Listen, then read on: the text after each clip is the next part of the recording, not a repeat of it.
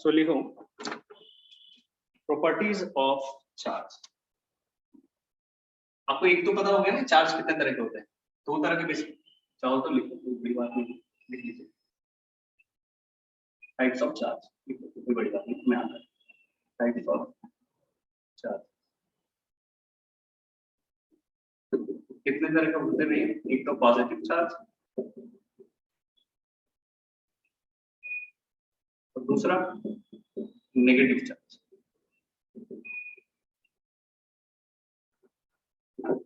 These are natures, मतलब दो अलग अलग तरह के। इसको प्लस क्यू से डिनोट करेंगे, इसको माइनस क्यू से डिनोट, बस इतना ही। कुछ कुछ बातें मैं आपसे पूछता हूँ।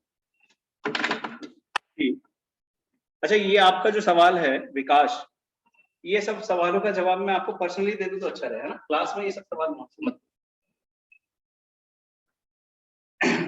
तो एक पॉजिटिव चार्ज, दूसरा नेगेटिव चार्ज। पॉजिटिव चार्ज मतलब प्लस क्यू, नेगेटिव चार्ज मतलब माइनस क्यू। कुछ कुछ बातें मैं आपसे पूछता हूँ कि आपको अगर पता होगा कि चार्ज ऑन 1 इलेक्ट्रॉन कितना होता है। चार्ज ऑन 1 इलेक्ट्रॉन कितना होता है भैया, हमें बताइए। -1.6 इंटू 10⁻⁻19 कूलम, है ना। एंड सिमिलरली हम वही वैल्यू लगभग लेके रखते हैं।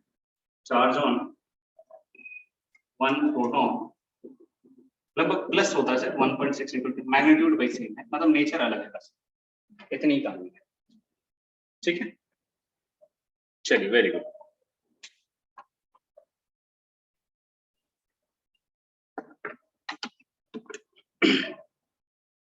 आगे बढ़ो। अच्छा, एक फंडामेंटल लॉ है चार्जेस का जो कि बचपन से ही पढ़ते आ रहे हैं कि जो दो सेम नेचर के चार्जेस होंगे, सेम नेचर के, वो रिपेल करेंगे, है ना। और जो दो अपोजिट नेचर के चार्जेस होंगे वो अट्रैक्ट करेंगे।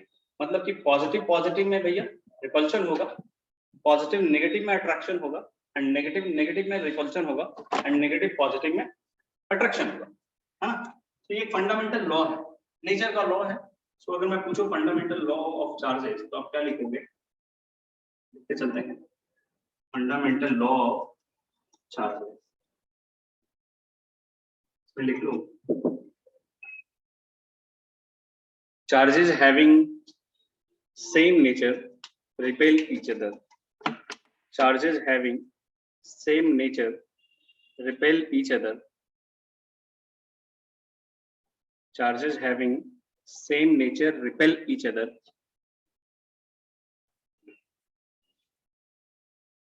Charges having same nature repel each other while of the opposite nature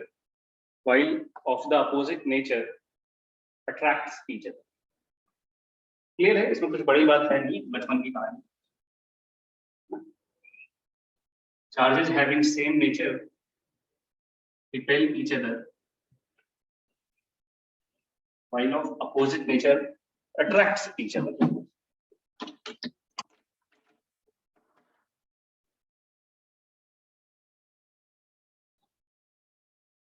कोई दिक्कत हो तो पूछ लेना आपको।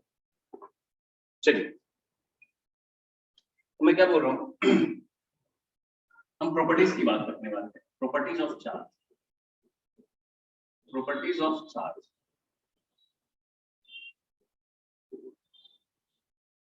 अच्छा, चार्ज स्केलर है कि वेक्टर? चार्ज स्केलर की वेक्टर। चार्ज के पास मैग्नीट्यूड तो हो सकता है, डायरेक्शन हो सकता है क्या? डायरेक्शन नहीं है ना चार्ज के पास, चार्ज इज स्केलर सिंपली, है ना। सो फर्स्ट प्रॉपर्टी में ये लिखेंगे कि charge is scalar. First property में लिखो charge is scalar, charge is scalar. दूसरी क्या प्रॉपर्टी है भाई? चार्ज तो स्केलर है, एडिटिव है चार्ज। चार्ज एडिटिव है मतलब आप सीधा जोड़ घटाव कर सकते हो, है ना। मान लो दो चार्जेस है, एक ही जगह रख दिया हमने, अब बोले कितना टोटल चार्ज है, तब दोनों के मैग्नीट्यूड को जोड़ दो। अगर साइन अपोजिट है तो उनके साथ साइन के साथ खेल सकते हैं, तब लिख सकते हैं charge is additive. Charge is additive, ठीक है। एडिटिव मत लिख देना, एडिटिव मतलब आप सीधा जोड़ उड़ सकते हैं, है ना। तो इसका मतलब है कि मान लो अगर कहीं पे मैं बोलूं कि किसी सिस्टम में दो चार्जेस है, मान लो दो चार्जेस हैं, एक +5 कूलम है और दूसरा -2 कूलम। अब मैं पूछूं कि बताओ टोटल चार्ज कितना, तो कोई भी बच्चा एक बता सकता है, मोटी बुद्धि का बच्चा भी बता सकता है कि भैया ये +5 एंड -2 मिलके +3 कूलम चार्ज है। कोई दिक्कत नहीं, बहुत बढ़िया, बहुत बात समझ में आ रहा है। अच्छा, चार्ज का जो ट्रांसफर होता है ना, चार्ज कैसे आप जनरेट करते हो, इस बात पर थोड़ा मैं चर्चा करूँ कि मान लो हमें चार्ज चाहिए, जैसे ये मैटर है, अगर ये मैटर है और इसमें चार्ज चाहिए तो कैसे चार्ज ला सकते हैं? मैटर में तो एटम, अब एटम्स, हाँ ठीक है, वेरी गुड भाई रवि, अभी वो बात नहीं कर रहा हूँ मैं, कुछ और बात कर रहा हूँ। हाँ रवि तो ठीक है, वो मेथड्स है, अलग है, चार्जिंग के मेथड्स है, मैं कुछ और बता रहा हूँ, सुनो। मैं बोल रहा हूँ कि अगर ये बॉडी है, इस पे चार्ज चाहिए, तो हमें पता है दो तरह के चार्ज है, नेगेटिव एंड पॉजिटिव। अब एटॉमिक लेवल पे जाके देखो तो हमारे पास दो ही है, एक इलेक्ट्रॉन है और प्रोटॉन है। तो या तो इलेक्ट्रॉन के ट्रांसफर से हम चार्ज ला सकते हैं, या तो प्रोटॉन के ट्रांसफर से चार्ज ला सकते हैं। मान लो एक एटम है, मान लो ये मैटर है, इस पर हम प्रोटॉन देना शुरू कर दें, मान लेते हैं, तो हम अगर इस पे प्रोटॉन देंगे तो ये चार्ज तो हो जाएगा, लेकिन पॉजिटिवली कि निगेटिवली? पॉजिटिवली चार्ज होगा ऑब्वियसली, है कि नहीं? अगर आप इस पे प्रोटॉन दोगे तो पॉजिटिव चार्ज आ जाएगा, और अगर मैं इलेक्ट्रॉन दूं तो नेगेटिव चार्ज आ जाएगा। यानी पॉसिबल तो दोनों से है, इलेक्ट्रॉन के ट्रांसफर से भी चार्ज कर सकते हो बॉडी को, प्रोटॉन के ट्रांसफर से भी चार्ज कर सकते हो बॉडी को। लेकिन प्रॉब्लम ये है कि अगर आप एटम्स के स्ट्रक्चर को देखो ध्यान से, तो साहब जो एटम है उसमें इलेक्ट्रॉन्स रिवॉल्व कर रहा है ऑर्बिट्स में, बाहरी ऑर्बिट्स में, मतलब जो भी है, लेकिन प्रोटॉन न्यूक्लियस के अंदर बैठा हुआ है। प्रोटॉन कहाँ है? न्यूक्लियस के अंदर। अब आप किसको इजीली ट्रांसफर कर सकते हो, इलेक्ट्रॉन को कि प्रोटॉन को? आपको मैं एक मजे की बात बताऊं, अगर प्रोटॉन का ट्रांसफर कर दिया ना आपने, हालांकि उसके लिए बहुत एनर्जी चाहिए, न्यूक्लियर लेवल की एनर्जी चाहिए प्रोटॉन के ट्रांसफर के लिए, जो कि लगभग मतलब इम्पॉसिबल सा ही है ना। न्यूक्लियर लेवल की एनर्जी चाहिए, और प्लस प्रोटॉन के ट्रांसफर कर देने से एटम चेंज हो जाएगा, एटम ही चेंज हो जाएगा ना। एटम का जो बेसिक, अब मैं बोलूं कि हीलियम है, हीलियम है, अगर मैं बोल रहा हूँ He+2 है, ऐसा मैं बोल दूंगा, ठीक है। अब ये है तो हीलियम ही, इसमें चेंज क्या किया? +2 चार्ज है, तो कहां से आया +2 चार्ज? आपने बेसिकली इलेक्ट्रॉन निकाल लिया इससे, दो, इसके दो इलेक्ट्रॉन निकाल लिया, फिर भी हीलियम बोल रहे हो आप, क्योंकि इसमें प्रोटॉन दो ही है। लेकिन अगर मैं प्रोटॉन निकाल लूं तो फिर ये हीलियम बचेगा ही, है कि नहीं? तो बेसिकली जो प्रोटॉन के ट्रांसफर से एटम का नेचर ही चेंज हो जाता है, एटम ही चेंज हो जाएगा, ऐसे बोल सकते हैं। तो जनरली जो चार्ज करेंगे किसी बॉडी को, तो किस मेथड, मतलब किसके ट्रांसफर से करेंगे? इलेक्ट्रॉन के ट्रांसफर से कि प्रोटॉन के ट्रांसफर से? इलेक्ट्रॉन के ट्रांसफर से। कोई पूछे कि प्रोटॉन के ट्रांसफर से बॉडी चार्ज नहीं हो सकता, तो सवाल है, हो सकता है, जरूर हो सकता है, लेकिन वो फिजिकली, मतलब प्रैक्टिकली फिजिबल नहीं है, व्यवहारिक रूप से ठीक नहीं है, क्योंकि आप एटम ही चेंज कर दोगे, पहली बात, और दूसरी बात प्रोटॉन के ट्रांसफर के लिए बहुत ज्यादा एनर्जी चाहिए। समझ पा रहे हैं ना? क्लियर है? ठीक है। अच्छा, तीसरी जो इसकी प्रॉपर्टी है वो बाद में वो नोट करवा देंगे। अच्छा, अगर मान लो मेरे को किसी बॉडी पर नेगेटिव चार्ज लानी है तो इलेक्ट्रॉन दूंगा कि लूंगा? इलेक्ट्रॉन इस बॉडी को दूंगा। और अगर पॉजिटिव चार्ज लानी है तो इलेक्ट्रॉन ले लूंगा, करूंगा ट्रांसफर बस इलेक्ट्रॉन का, प्रोटॉन का ट्रांसफर नहीं करने जा रहा हूं, है ना। तीसरी प्रॉपर्टी है, इसमें लिखो, charge is conserve, charge is conserve. जैसे आपने पढ़ा होगा ना, एनर्जी इज कंजर्व, एनर्जी के टर्म्स में पढ़ा होगा, कंजर्वेशन ऑफ एनर्जी पढ़ा होगा, है ना। तो एनर्जी कब कंजर्व रहती है? हमेशा की किसी कंडीशन में? कोई खास कंडीशन है कि हमेशा एनर्जी कंजर्व है?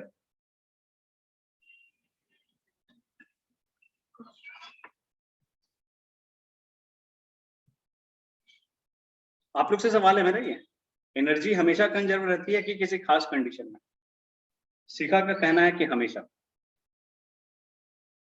हमेशा। कंजर्वेशन ऑफ मैकेनिकल एनर्जी पढ़ा आपने? तो बताया गया था, अगर ठीक से पढ़ा होता, याद होता, तो आप कभी नहीं कहते हमेशा।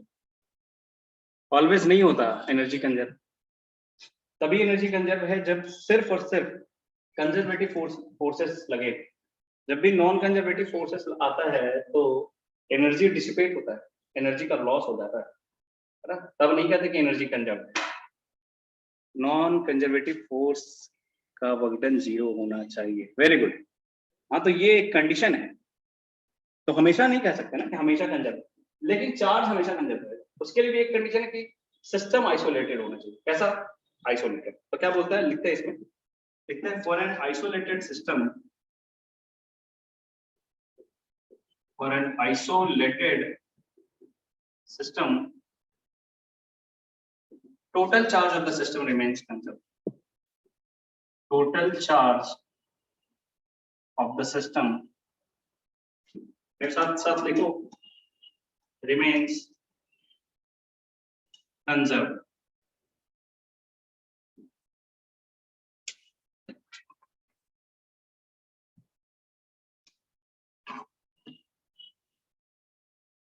क्लियर है? कब की बात कर रहे हैं? आइसोलेटेड सिस्टम की, मतलब ऐसा सिस्टम जिसका बाहरी दुनिया से कोई मतलब नहीं है, उस सिस्टम को आइसोलेटेड सिस्टम बोलेंगे। जैसे हमारा यूनिवर्स, थर्मोडायनेमिक्स पढ़ा होगा, तो थर्मोडायनेमिक्स में एक कॉन्सेप्ट है कि हम अपने यूनिवर्स को मानते हैं कि आइसोलेटेड सिस्टम। अब यूनिवर्स ही बोल दिया, अब उसके बाहर क्या है? कुछ नहीं। क्लियर है? तो ये बोलता है कि जब भी कोई एक आइसोलेटेड सिस्टम है तो उसमें टोटल चार्ज हमेशा कंजर्व रहेगा। कंजर्व रहेगा मतलब अनचेंज रहेगा। जैसे एक बेसिक सा सवाल मैं बच्चों से हमेशा पूछता हूँ कि मान लो हमारे पास एक आइसोलेटेड सिस्टम, ये एक आइसोलेटेड सिस्टम मान लीजिए, आइसोलेटेड सिस्टम, ऐसा सिस्टम है आइसोलेटेड। वैसे मान लो 3 चार्जेस हैं, ऑलरेडी 3 चार्जेस हैं, मान लेते हैं 3 चार्जेस, 3 पार्टिकल हैं, तीनों पे चार्ज है, मान लो ए बी सी। ओके, मान लो इस पे +2 कूलम है, इस पे -6 कूलम है, उस पे +7 कूलम है, ऐसा कुछ है। बाद में क्या हुआ, इन तीनों में आपस में इंटरेक्शन हुआ, बाहरी दुनिया से कोई मतलब नहीं है, लेकिन ए बी सी आपस में इंटरेक्ट कर सकते हैं, इन तीनों में आपस में इंटरेक्शन हुआ। अब सिस्टम वही है अभी, है ना, बाद की घटना है कि ये ए, ये बी और ये सी, इन तीनों के आपस में इंटरेक्शन होने के बावजूद ए पे बचा मान लो +6 कूलम, बी पे बच गया -10 कूलम, मान लेते हैं, हमें क्या पता, ऐसा माना कि कुछ इंटरेक्शन हुआ है, उसके बाद ये चार्जेस है। तो सवाल ये रहा कि सी पे कितना चार्ज था, सी पे टोटल, सी पे क्या चार्ज रहा। तो कोई भी बच्चा बता सकता है कि अगर टोटल चार्ज चेंज नहीं होना है तो जितना पहले होना है उतना अभी होना है, उसी के हिसाब से कोई भी बता सकता है। बताओ सी पे कितना चार्ज था? 2 आंसर आए हैं, +7 +7 +1 7। अच्छा, कैसे चेक करेंगे? देखो टोटल चार्ज देखेंगे, 2 -6 -4 +7 3 हो गया, है ना। हाँ, तो यहाँ टोटल चार्ज +3 है, यहाँ भी टोटल चार्ज कितना होना चाहिए? +3 होना चाहिए। तो टोटल चार्ज +3 कैसे आएगा? +6 तो यही है, -10 यहाँ, अभी कितना बच गया? +6 एंड -10, -4 आना कितना चाहिए? 3, +3 आना चाहिए। क्लियर है ना? अगर +3 आना चाहिए तो अभी ये +7 रहेगा, तो +7 कूलम इज आंसर। नहीं नहीं, कोई नहीं होता। क्लियर है? बेसिक सा आंसर है, इसमें कोई बड़ी बात नहीं है, जल्दी से लिख लो। इसमें कोई भी बच्चा भी जवाब दे सकता है, लेकिन ये तभी वैलिड है जब सिस्टम आइसोलेटेड, चार्जेस हमेशा कंजर्व रहेंगे। चार्ज क्या कंजर्व रहेंगे? चार्ज, और आइसोलेटेड सिस्टम। ठीक है,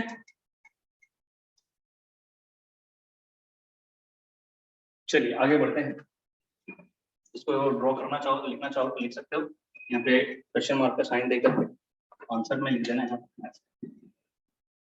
आंसर लिख देना +7, आपको समझ। इस तरह क्वेश्चन आप खुद ही फ्रेम कर सकते हो, खुद ही बना सकते हैं, कोई बहुत बड़ा इशू नहीं है। आओ,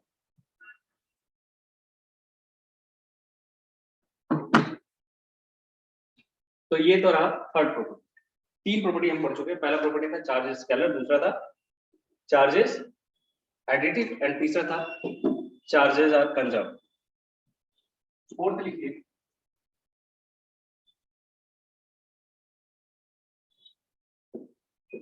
और तो लिखो।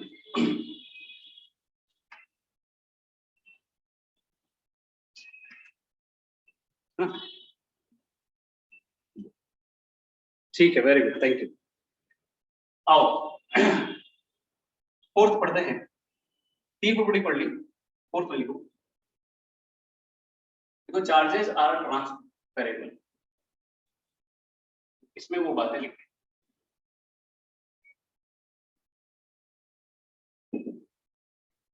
इसमें लिखेंगे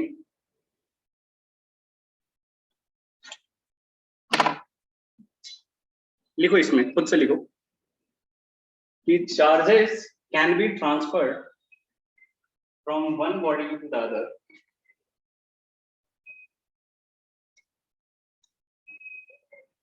charges can be transferred from one body to the other। लिखते चलना, आप रुकना नहीं है ना। charges can be transferred from one body to the other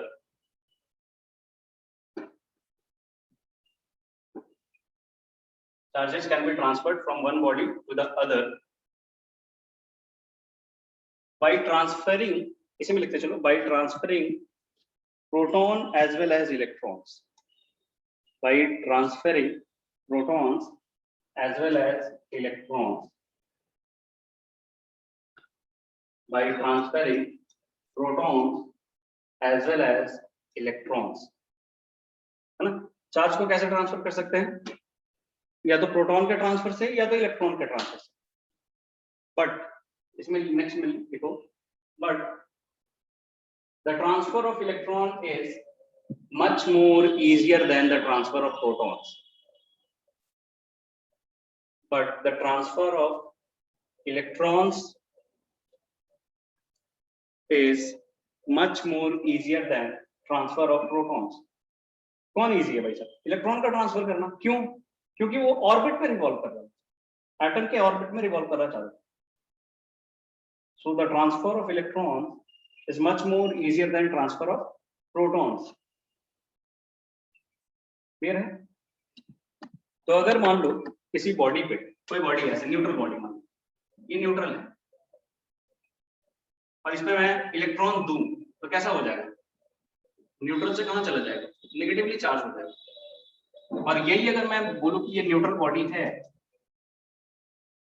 और यहां से इलेक्ट्रॉन ले लूं तो ये कैसा चार्ज हो जाएगा, ये पॉजिटिवली चार्ज हो जाएगा, कोई दिक्कत नहीं इसमें, है ना। विष्णुकांत, अब वीडियो और ऑडियो का जो बात है वो एक्चुअली आपके नेटवर्क कनेक्शन की बात है। तो यहाँ पे रिकॉर्डिंग हो रहा है, तो रिकॉर्डिंग भी मिल जाएगा आपको, डोंट वरी। लेकिन आप अपना नेटवर्क थोड़ा अच्छा रखो, या हो सके तो ऐसे जगह बैठो जहाँ नेटवर्क अच्छा पकड़ रहा है, तो आपको दिक्कत नहीं आएगा ऑडियो वीडियो का, क्योंकि सब बच्चे पढ़ रहे हैं ना।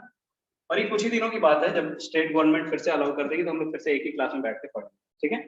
तो परेशान हताश होने की जरूरत नहीं है, हम क्लासेस चलती रहे, पढ़ाई जारी रहे, आपका पढ़ाई ना छूट जाए, इसीलिए ये व्यवस्था है, ठीक है।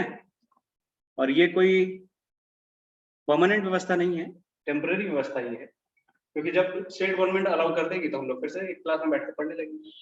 हाँ, मैं क्या बोल रहा हूँ कि किसका ट्रांसफर इजी है, इलेक्ट्रॉन का कि प्रोटॉन का? इलेक्ट्रॉन का ऑब्वियसली। इलेक्ट्रॉन के ट्रांसफर क्यों, इलेक्ट्रॉन ऑर्बिट में घूमता रहता है। अगर कोई आपसे पूछे कि क्यों इलेक्ट्रॉन का ट्रांसफर इजी है, तो मैं 2-3 बार बता चुका हूँ, क्योंकि इलेक्ट्रॉन ऑर्बिट में रिवॉल्व करता रहता है। प्रोटॉन कहाँ होता है, न्यूक्लियस में था, और प्रोटॉन को निकालने के लिए न्यूक्लियर एनर्जी की रिक्वायरमेंट होती है, जो कि बहुत ज्यादा है, और प्रैक्टिकली भी वो फिजिबल नहीं है। तो किसकी चर्चा करेंगे, इलेक्ट्रॉन के ट्रांसफर की, ठीक है। ये हो गई साहब। नेक्स्ट प्रॉपर्टी लिखो, fifth, charges are quantized. Charges are quantized, charges are quantized।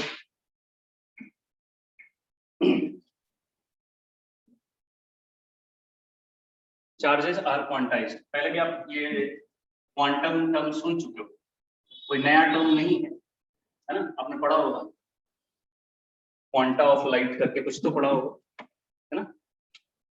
क्या मैं बोल रहा हूँ, यहाँ पे लिखो फिर से, charges are quantized.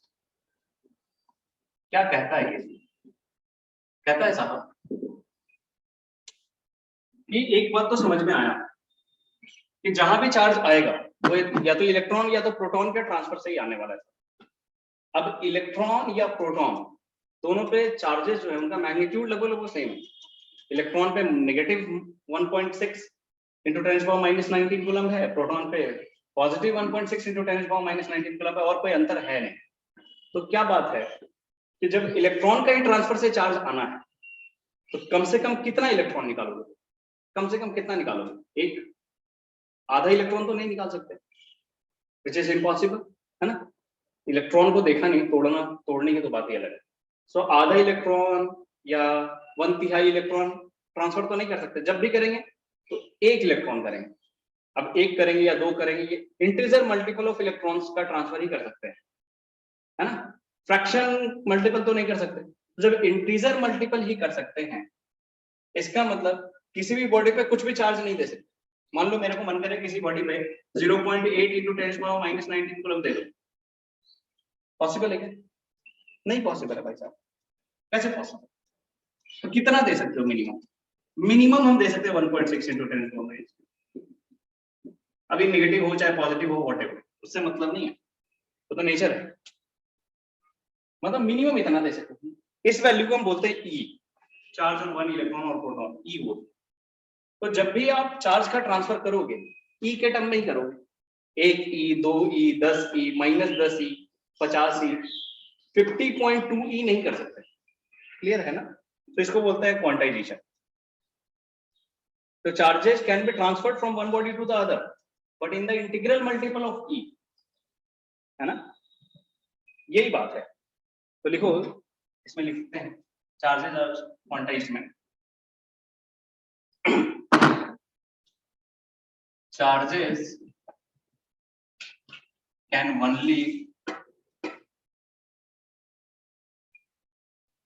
only be in terms of integral multiple of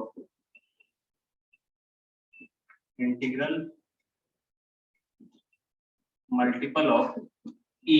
And what is E? अब तो I mentioned the bracket E equals to 1.6 into 10⁻19। Clear है? इसका मतलब चार्ज जब भी होगा, मान लो Q, तो हमेशा क्या होगा?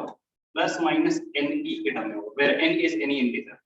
अगर n रखोगे तो पॉजिटिव और नेगेटिव इंटीजर, और से प्लस माइनस एन ई दोगे तो दोनों इंटीजर। नहीं समझ में आया? अगर मैं प्लस माइनस यही लिखूं तो n हमेशा पॉजिटिव, और अगर सिर्फ n लिखूं पॉजिटिव नेगेटिव कुछ भी। So n belongs to what? n belongs to where n is integer. n is integer, positive भी नेगेटिव भी व्हाटएवर। जैसे मैं आपसे सवाल पूछता हूं, बेसिक,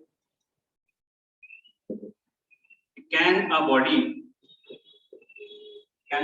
have charge of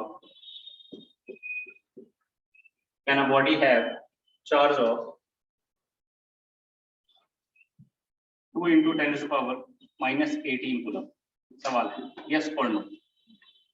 क्या किसी बॉडी के पास इतना चार्ज हो सकता है? यस और नो में आंसर करना है।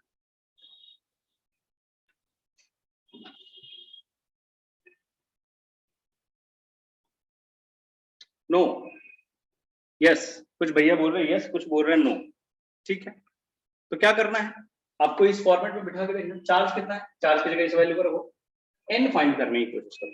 जैसे ही n इंटीजर आ जाए तो सही है, n इंटीजर नहीं आए, फ्रैक्शन आ जाए तो फ्रैक्शन तो हो नहीं सकता, तो नहीं हो सकता। सिंपल सा लॉजिक है। तो हम क्या करेंगे, q की जगह ये वैल्यू रख देंगे, 2 into 10 to the power -18 equals to n, और e की जगह ये वैल्यू रख देंगे 1.6 into 10 to the power -19 and try to find the value of n। अगर n इंटीजर आ गया, yes sir it is possible, let's see. अच्छा आप लोग एक काम करो, नेक्स्ट क्लास से ना आप अपने नाम और रोल नंबर के साथ ज्वाइन करो, ऐसे हमको पता नहीं चला ये किसने यस सर बोला, क्योंकि लिखा हुआ है रेडमी। रेडमी कौन है पता कैसे चलेगा? तो 2 into 10 to the power -18 equals to n divided by 1.6 into 10 to the power -19। Try to solve it. n कितना आ जाएगा देखो तो, ये -19 है, ये -18 है, तो ऊपर 20 हो गया, तो 20 डिवाइडेड बाय 1.6, और ये क्या है तो 200/16। क्लियर है ना? सो 200/16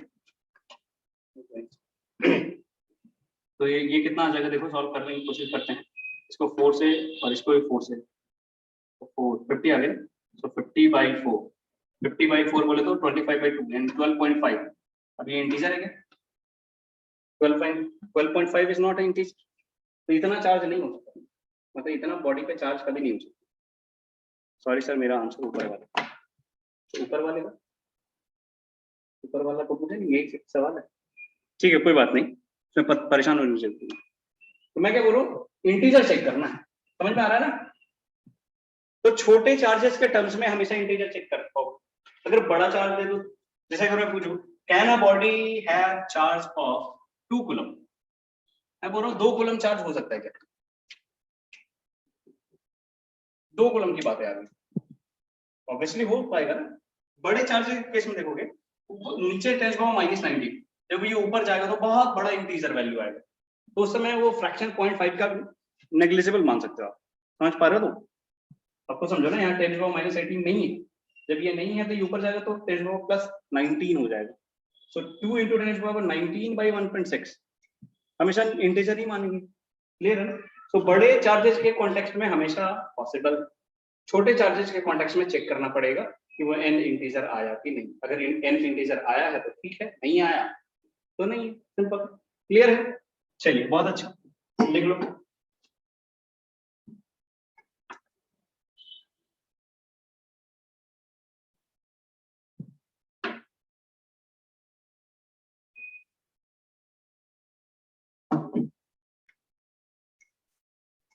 आइए, तो ये कहानी थी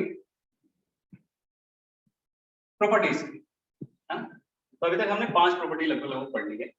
बेसिक क्या क्या पढ़ा? स्केलर है पहली बात, तो दूसरी बात एडिटिव है, तीसरा कंजर्व है, चौथा ट्रांसफरेबल है, एंड पांचवा हमेशा इंटीग्रल मल्टीपल होता है, क्वांटाइज्ड, है ना? इतनी बातें कर ली हैं। थोड़ा कुछ और पढ़ेंगे, फिर बाद में और प्रॉपर्टीज आएंगी जो कि धीरे धीरे आएंगी, एकदम से प्रॉब्लम। अच्छा, एक प्रॉपर्टी और है बेसिक सर, देखो 6 प्रॉपर्टी में लिखो, चार्ज इज इनवेरिएंट। इंपॉर्टेंट सवाल पूछता है, चार्ज इज इनवेरिएंट। इनवेरिएंट का मतलब है कि ये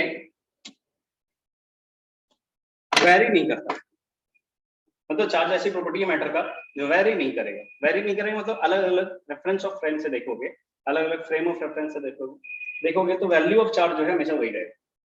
अच्छा, इसका मतलब क्या है? जैसे मास, ये बात तब आई है जब आइंस्टाइन साहब की जनरल थियरी ऑफ रिलेटिविटी आई, है ना? तो उसमें उन्होंने बताया है कि मास जो है अगर बहुत स्पीड से चलने लगे कोई भी बॉडी, तो उसका मास वेरी कर जाता है। अगर लाइट के स्पीड से चलने लगे तो किसी भी पार्टिकल का मास इनफाइनाइट हो सकता है, लेकिन चार्ज के केस में ऐसा नहीं है। चार्ज हमेशा फ्रेम ऑफ रेफरेंस पे डिपेंड करता ही नहीं है। चाहे इसको कितना स्पीड दे दो, अगर 2 कूलम है, चाहे इसको कितना स्पीड, कितना वेलोसिटी कैसे भी फेंक दो, ये 2 कूलम का 2 कूलम ही रहेगा। लेकिन मासेस के केस में ऐसा नहीं है। मास के केस में अगर किसी पार्टिकल को, मान लो ये अभी पार्टिकल है, मान लेते हैं 50 ग्राम का है, इसको अगर थ्रो कर दे लाइट के स्पीड से, विच इज मतलब मान के चलो, ऐसा मानते हैं फिजिक्स में, अगर मान के चलिए इसको हम थ्रो कर दे लाइट के स्पीड से, तो इसका मास पता है कितना? इनफाइनाइट हो जाएगा, 50 ग्राम नहीं है। अब ये हमें प्रूफ नहीं करना है, ये पढ़ना है, ये तथ्य है, ये फैक्ट है, इस फैक्ट को बस याद रखो। तो लिखो चार्ज इज इनवेरिएंट, इसमें लिखे charge does not depend on frame of reference. इसमें एक लाइन लिखो बस, charge does not depend on frame of reference. Charge does not depend on frame of reference. Charge frame of reference पे depend नहीं करता, while masses depends on frame of reference. While masses depends on frame of reference, जबकि मास जो है frame of reference पे depend करता है, charge कभी भी फ्रेम ऑफ रेफरेंस पे डिपेंड नहीं करता है। कैसे, इस बात को थोड़ा समझने की कोशिश करते हैं।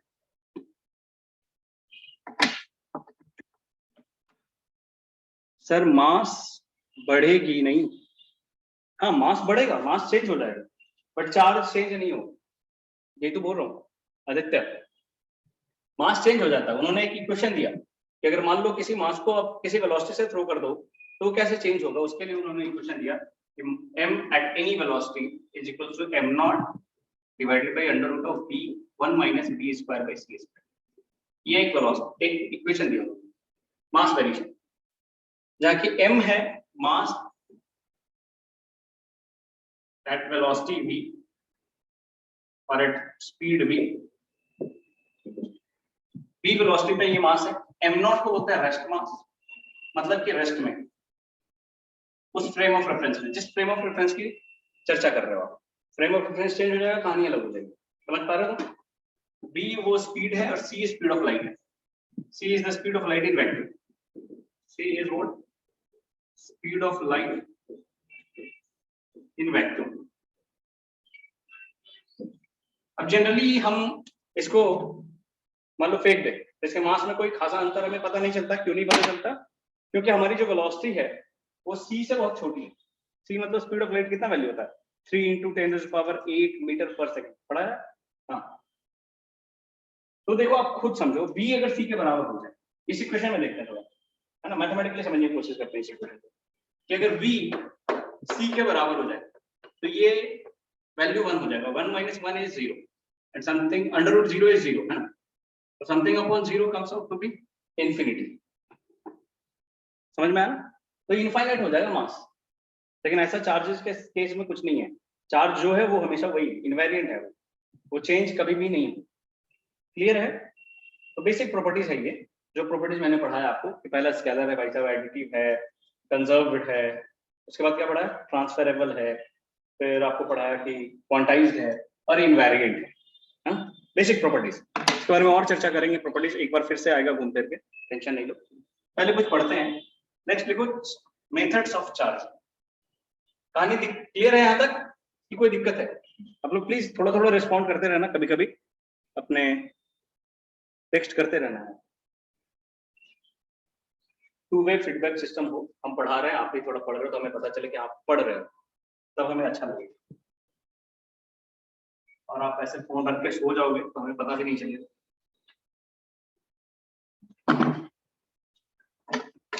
आगे बढ़ते हैं, लिखेंगे मेथड्स ऑफ चार्जिंग। किसी बॉडी को कैसे चार्ज करेंगे, क्या मेथड्स होंगे, है ना? अच्छी चीज है, मेथड्स ऑफ चार्ज।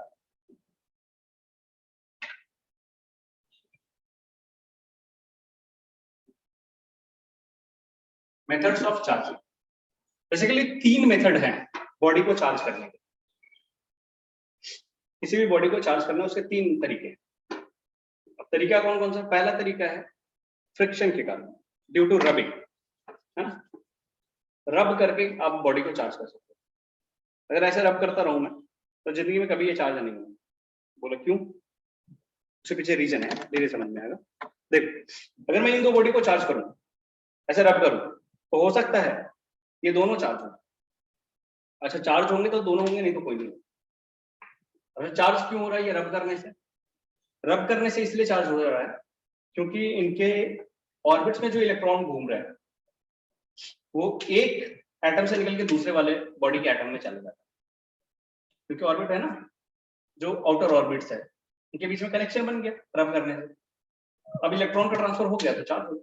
अब मान लो इस वाले से इसमें इलेक्ट्रॉन चला गया, मान लो ब्लू वाले में से ब्लैक वाले में, चलो रेड, मान लो रेड वाले में से ब्लैक वाले में इलेक्ट्रॉन चला गया, तो ये ब्लैक वाला कैसे चार्ज होता है? निगेटिवली, क्योंकि इसमें इलेक्ट्रॉन गया है। और ये कैसा चार्ज होता है? पॉजिटिव। मान लो इसमें -6 कूलम आया चार्ज, तो इसमें ऑब्वियसली +6 कूलम आएगा, क्योंकि जितना इलेक्ट्रॉन यहाँ से यहाँ गया है उतना यहाँ पॉजिटिव आएगा, उतना यहाँ नेगेटिव आएगा। सिंपल। यानी रब करने पे जो बॉडी में चार्ज आएगा तो दोनों बॉडी चार्ज होगा, दोनों के बॉडी पे सेम मैग्नीट्यूड का चार्ज होगा, मैग्नीट्यूड सेम होगा। मतलब इस पे 6 है तो इस पे भी 6। हाँ, ये अलग बात है, इसमें -6 कूलम आया, इस पे +6 कूलम। इसका मतलब कि दोनों पे चार्ज तो होगा लेकिन अपोजिट नेचर का होगा, सेम मैग्नीट्यूड का होगा। और ये हुआ क्यों? Due to transfer of electrons. अब क्यों एक बॉडी से दूसरे बॉडी में इलेक्ट्रॉन जा रहा है? ये उस मैटर की इलेक्ट्रॉन नेगेटिविटी पे डिपेंड करता है। किसी मैटर का इलेक्ट्रॉन नेगेटिविटी ज्यादा होता है। इलेक्ट्रॉन नेगेटिविटी का मतलब इलेक्ट्रॉन को रखने की क्षमता और इलेक्ट्रॉन की भूख, मान लो ऐसे। तो जिसकी इलेक्ट्रॉन नेगेटिविटी ज्यादा है वो इलेक्ट्रॉन का डिमांड करे, तो एक बॉडी से दूसरे बॉडी में इलेक्ट्रॉन चला जाएगा। जिसमें इलेक्ट्रॉन जाएगा वो नेगेटिव चार्ज, जिसमें से गया वो पॉजिटिवली चार्ज, दोनों पे सेम मैग्नीट्यूड का चार्जेस आएगा बट अपोजिट नेचर का आएगा, ठीक। अब लेकिन कहीं भी नहीं कर सकते। अच्छा, आपने एक बचपन में एक्सपेरिमेंट किया था, मैं हर क्लास में एग्जांपल देता हूँ। बचपन में हर बच्चे एक्सपेरिमेंट करते हैं कि पेन से या फिर स्केल से, है ना, या फिर कंघी से वो ऐसे बाल में रब करते हैं, है ना, बहुत देर तक, और उसके बाद छोटे छोटे कागज के टुकड़े को अट्रैक्ट करवाते हैं। और वो आपने किया होगा, ये मेरा परम विश्वास है कि आपने पक्का किया होगा, है ना, किया है, बहुत बढ़िया। तो किया तो है, लेकिन कभी जो भी वो एक्सपेरिमेंट जो किया था आपने, उसमें कभी भी आपने मेटल का चीज यूज नहीं किया। ऐसा नहीं था कि स्टील वाला रूलर, स्टील स्केल है उससे किया था, ऐसा नहीं था। ऐसा करना भी नहीं चाहिए, करोगे तो सारे बाल छिल जाएंगे, चार्ज तो जरा भी नहीं। तो वो मेटल से नहीं कर सकते, वो जब भी किया होगा प्लास्टिक वाले नॉन मेटेलिक एलिमेंट से किया होगा। कंघी से चार्ज एक्सपीरियंस,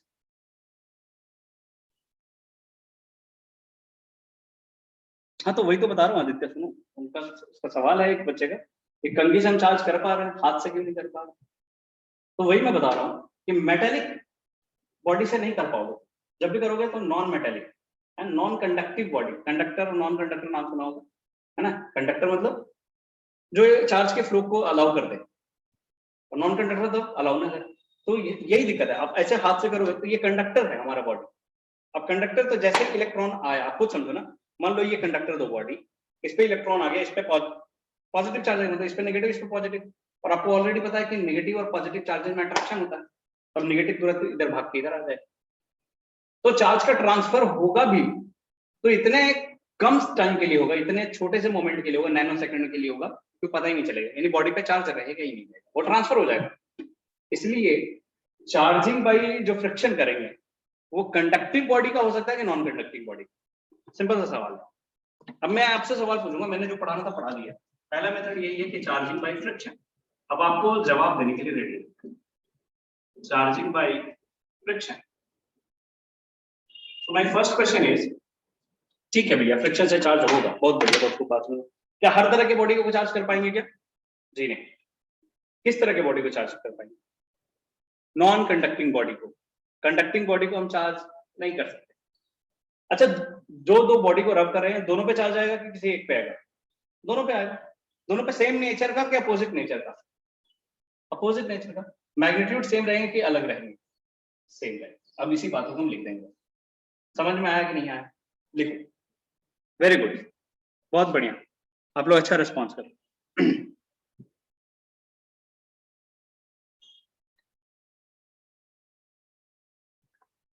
चलिए लिखते हैं, चार्जिंग बाय फ्रिक्शन में लिखते हैं, देखो। When two non-conducting bodies are rubbed together, when two non-conducting bodies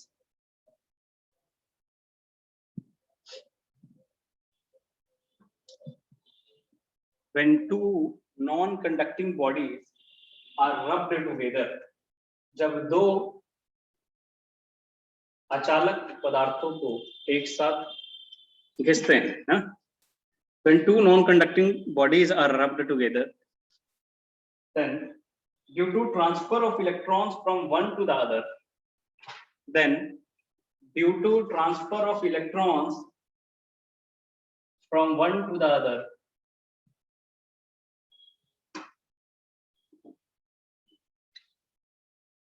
voice is not clear and video quality to.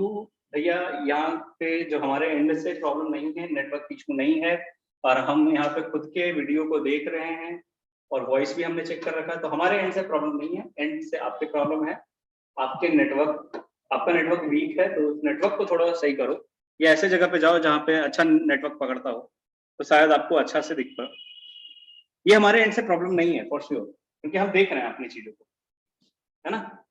मैं पढ़ा भी रहा हूँ और खुद का वीडियो भी देख रहा हूँ, तो हमारे एंड से जरा सा भी प्रॉब्लम नहीं है।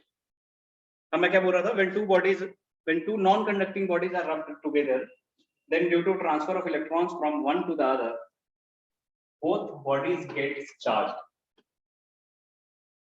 Both bodies gets charged, both bodies gets charged,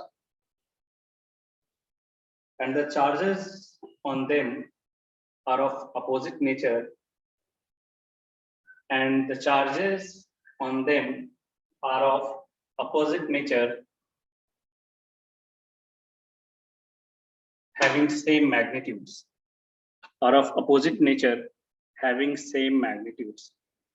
मतलब जो दो चार्जेस आएंगे दोनों बॉडी पे, दोनों का नेचर अपोजिट होगा, मैग्नीट्यूड वाइज सेम है ना, and the charges on them are of opposite nature and having same magnitudes. Clear है? तो ये पहला मेथड था चार्जिंग बाय फ्रिक्शन. अब फ्रिक्शन से किसी भी बॉडी को चार्ज कर सकते हो, लेकिन ध्यान ये रखना है कि कोई भी कंडक्टिंग कांटेक्ट नहीं होना चाहिए. कंडक्टिंग कांटेक्ट होगा तो चार्ज का ट्रांसफर हो जाएगा. मतलब चार्ज आया होगा एक मोमेंट पे, लेकिन वो ट्रांसफर हो गया तो बॉडी चार्ज नहीं रहा. समझ में आ रहा है? ठीक है.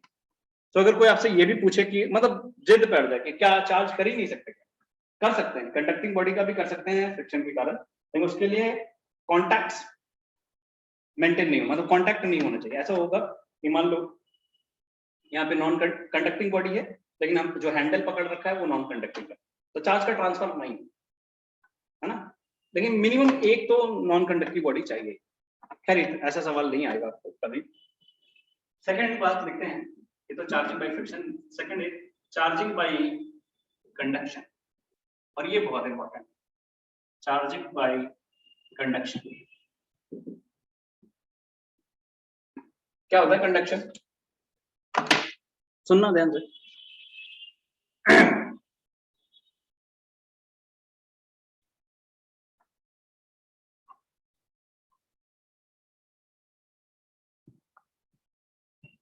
क्या कहता है सुनो, कहता है साहब कंडक्शन से कैसे चार्ज करते हैं बॉडी. बोलता है मान लो दो बॉडीज हैं.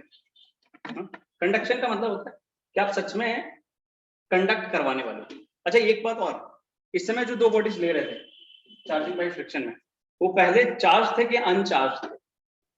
पहले अनचार्ज थे, पहले उनका कोई चार्जेस नहीं था, है ना. पहले न्यूट्रल दो बॉडी थे, ये दोनों कैसे हैं, न्यूट्रल हैं. अब लेकिन रब करें तो हो सकता है दोनों पे चार्ज आ जाए, एक पे नेगेटिव दूसरे पे पॉजिटिव. तो पहले वाले कंडीशन में चार्ज होना जरूरी नहीं है, लेकिन दूसरे वाले कंडीशन में दो बॉडीज में चार्ज का ट्रांसफर तो होगा, लेकिन उसमें एक बॉडी चार्ज रहेगा, ऑलरेडी पहले से ही चार्ज रहेगा, और दूसरे बॉडी पे चार्ज हो भी सकता है, नहीं भी हो सकता. मतलब चार्ज का ग्रेडियंट होना चाहिए, पोटेंशियल ग्रेडियंट होना चाहिए. तो ये टर्म आ गया पोटेंशियल ग्रेडियंट क्या होता है, धीरे धीरे समझ आएगा, डोंट वरी. तो सेकंड मेथड की तरफ बढ़ते हैं, चार्जिंग बाय कंडक्शन. इसको समझने की कोशिश करते हैं, फिर बाद में लिखेंगे. तो लिखना नहीं है, समझना है पहले. होता क्या है कि मान लो साहब आपके पास दो बॉडीज है, ध्यान से सीखिए, अच्छा लगेगा. मान लो we have two bodies, body 1 and body 2. दो बॉडीज हैं और इस पे ऑलरेडी चार्ज है, इस बॉडी पे ऑलरेडी चार्ज है, ये ऑलरेडी चार्ज है, और ये न्यूट्रल. ये भी चार्ज दिखाया, कैसा चार्ज है, पॉजिटिव चार्ज. बॉडीज पे पॉजिटिव चार्ज, हम ऐसे चार्ज, कोई बड़ी बात नहीं, कोई दिक्कत नहीं. कंडक्टिंग. अब हमने क्या किया, इनको वायर से कनेक्ट कर दिया.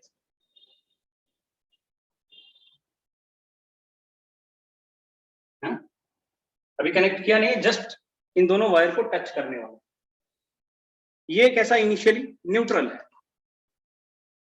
अच्छा सबको दिखाई पड़ रहा है ना? थोड़ा रिस्पॉन्ड कर दो, उसके बाद बताऊं. Very good. चलिए ठीक है ठीक है, मैं तो सोए नहीं हो जाते. मैं क्या बोल रहा हूँ सुनो. अब मैं क्या कर रहा हूँ, इन दोनों बॉडीज को कनेक्ट करने वाला हूँ एक वायर के थ्रू. ये इनिशियली न्यूट्रल था. जैसे ही कनेक्ट करोगे क्या होगा, चार्ज का फ्लो स्टार्ट होगा. चार्ज फ्लो करने लगेगा, किधर से किधर, जिसमें चार्ज है वहां से न्यूट्रल बॉडी की तरफ. तो यहाँ से चार्ज बॉडी से न्यूट्रल बॉडीज की तरफ चार्ज का फ्लो स्टार्ट होगा. क्यों स्टार्ट हुआ, इसके पीछे रीजन भी है. स्टार्ट इसलिए हुआ क्योंकि चार्ज हमेशा रिपेल करता है. चार्ज क्या करता है, रिपेल करता है. अगर सेम नेचर का हुआ तो खुद देखो, ये सभी पॉजिटिव नेचर के, तो रिपेल कर रहे होंगे ना एक दूसरे को. अब जब तक कोई कनेक्शन नहीं था तब तक कोई रिपल्शन नहीं था. जब तक कोई कनेक्शन ही नहीं था तो कहाँ जाता, बाउंड्री को छोड़ नहीं सकता ना, बॉडी की जो बाउंड्री है सरफेस को छोड़ के भाग नहीं सकता, वह रहना वही है। लेकिन रिपल्शन तो था भी, लेकिन इक्विलिब्रियम कंडीशन में था। अब जैसे ही कनेक्शन किया, इसको जगह मिल गया, बोला आप दूर जा सकते हैं, तो चार्ज फ्लो करने लग गया। तो जैसे ही इसको कनेक्ट करते हैं, जैसे इसको कनेक्ट करते हैं, डिफ्यूजन नहीं बोलेंगे यहाँ पे Aditya, diffusion is wrong term, यहाँ पे बोलेंगे रिपल्शन के कारण, म्यूचुअल रिपल्शन के कारण चार्ज फ्लो करता है। मतलब क्या हुआ, मतलब चार्ज कोई कॉन्सेंट्रेशन ही है ना, वो जो कॉन्सेंट्रेशन वाला टर्म है उसमें फिजिकली कुछ अवेलेबल होता है, इसमें ऐसा कुछ नहीं है। इवन आप देखो तो यहाँ पे डिफिशियंसी है, इलेक्ट्रॉन थोड़े हैं, तो इलेक्ट्रॉन की डिफिशियंसी है, इसलिए पॉजिटिव चार्ज। इधर देखो, तो म्यूचुअल रिपल्शन के कारण चार्ज क्या किया, फ्लो कर गया। अब फ्लो तो किया, तो इसके उपरांत हुआ क्या, जो न्यूट्रल बॉडी था उस पर चार्ज आ गया, और जो जो पहले से चार्ज था उस पर चार्ज कम गया। जितना चार्ज था उतना ही थोड़े रहेगा, थोड़ा कम जाएगा। So this will what happen, है ना। आप दो फोटो बनाना, दो फिगर बनाना, डायग्राम बनाना, एक बार इस पे ज्यादा चार्ज रखना, फिर दूसरी बार कम कर देना। तो ये अब ये न्यूट्रल से कहां चला गया, चार्ज कंडीशन में।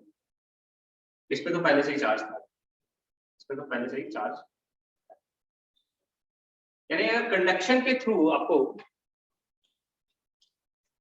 कंडक्शन के थ्रू ना पॉजिटिव चार्ज नहीं फ्लो करेगा, जो ना सही सवाल है, पॉजिटिव चार्ज कभी भी फ्लो नहीं करेगा। पॉजिटिव चार्ज क्यों फ्लो करेगा, फ्लो तो करेगा इलेक्ट्रॉन से,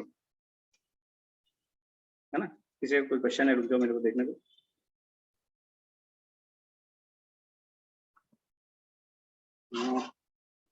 क्या क्वेश्चन है,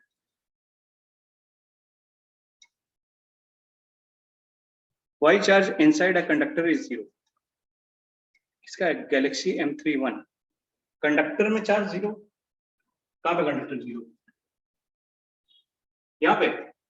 अच्छा ये पढ़ाऊंगा मैं आपको, डोंट वरी, कंडक्टर के अंदर क्यों चार्ज 0 होता है सब पढ़ाऊंगा, डोंट परेशान होने जो, एकदम से कुछ भी सवाल ना पूछ, मैं जो पढ़ा रहा हूँ इसमें। तो मैं क्या बोल रहा हूँ कि पहले ये बॉडी चार्ज था, ये न्यूट्रल था, लेकिन जैसे ही इसको एक वायर से कनेक्ट किया, चार्ज का फ्लो हुआ, फ्लो तो हुआ, तो ये भी बॉडी चार्ज हो गया, ये भी बॉडी चार्ज हो गया। लेकिन ये जो फ्लो है कब तक होता रहेगा, क्या हमेशा फ्लो होता रहेगा क्या, कि किसी खास सिचुएशन तक आने तक होगा उसके बाद रुक जाएगा, क्या होगा, चार्ज हमेशा फ्लो करेगा कि एक कंडीशन आएगा जब रुक जाएगा। अब आपको बताना है, चार्ज हमेशा फ्लो करेगा कि किसी एक खास सिचुएशन तक आकर के रुक जाएगा, चार्ज हमेशा फ्लो करेगा कि कहीं पे रुकेगा। नो सर, हमेशा नहीं करेगा। बहुत बढ़िया, ये सबको समझ में आता है कि हमेशा नहीं करेगा, रुक जाएगा। एक टाइम आएगा जब चार्ज फ्लो करना बंद कर देगा, मतलब दोनों पे कुछ कुछ चार्जेस रहेंगे, तो कब रुकेगा ये भी एक सवाल है।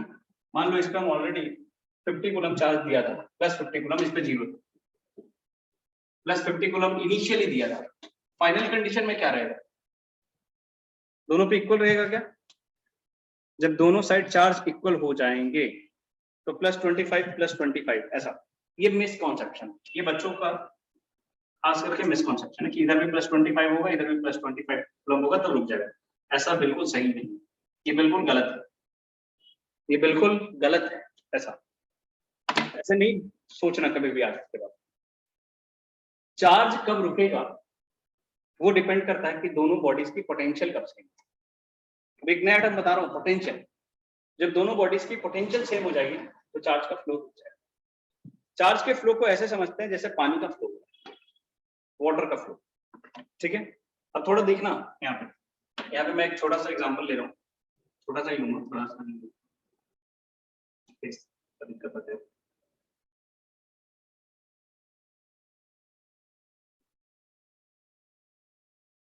देखो हमने दो टैंक्स बनाए हैं, एक बहुत पतला सा बनाया है और एक बहुत चौड़ा सा बनाया है, मतलब इसमें पानी है ऑलरेडी।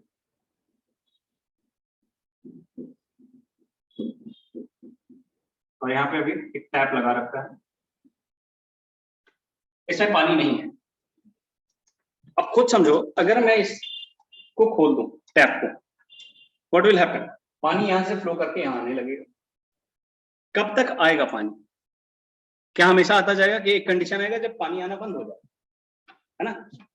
एक कंडीशन आएगा जब पानी आना बंद हो जाएगा। वो कौन सा कंडीशन होगा? जब दोनों में लेवल सेम हो जाएगा, जब दोनों साइड वाटर का लेवल सेम हो जाएगा तो पानी का फ्लो रुक जाएगा, प्योर वे होता रहेगा। ऐसा तो नहीं है ना साहब? जब दोनों साइड वाटर का लेवल सेम हो जाएगा, मान लो इधर भी इतना पानी आ गया इस हाइट पे और इधर भी इसी हाइट पे पानी आ गया, अब फ्लो नहीं। तो इसका मतलब ये नहीं है कि पानी का अमाउंट सेम हो गया दोनों में। मान लो अगर यहाँ मैं प्लस 50 लीटर प्लस लिमिट पानी है, 50 लीटर पानी था, तो ऐसा तो नहीं बोलेंगे यहाँ भी 25 है और यहाँ भी 25 है। बिल्कुल नहीं बोल सकते, कोई गधा भी नहीं बोलेगा इसको, क्योंकि यहाँ पे बहुत वाइड टैंक है, बहुत चौड़ा है, और ये तो बहुत पतला सा टैंक, तो दोनों में पानी का अमाउंट सेम बिल्कुल नहीं है। पानी का फ्लो रुका, कब रुका? जब दोनों की हाइट सेम हो गई। हाइट मतलब यहाँ पे एक टर्म है पोटेंशियल, यहाँ पे कौन से पोटेंशियल, हाइट के कारण कौन सा पोटेंशियल आता है? Gravitational potential. तो जब इन दोनों का ग्रेविटेशनल पोटेंशियल सेम हो गया तो पानी का फ्लो रुक गया है। वैसे ही यहाँ पे एक टर्म है इलेक्ट्रोस्टैटिक पोटेंशियल, पढ़ेंगे बाद में जाकर के क्या होता है, वो बाद में समझेंगे, लेकिन आपको इतना तो समझ में आ रहा है ना, पोटेंशियल एनर्जी टर्म से रिलेटेड है भाई। जैसे ग्रेविटेशनल पोटेंशियल, तो आपने पोटेंशियल एनर्जी तो पढ़ा है, mgh करके हाइट वाला पढ़ा है ना?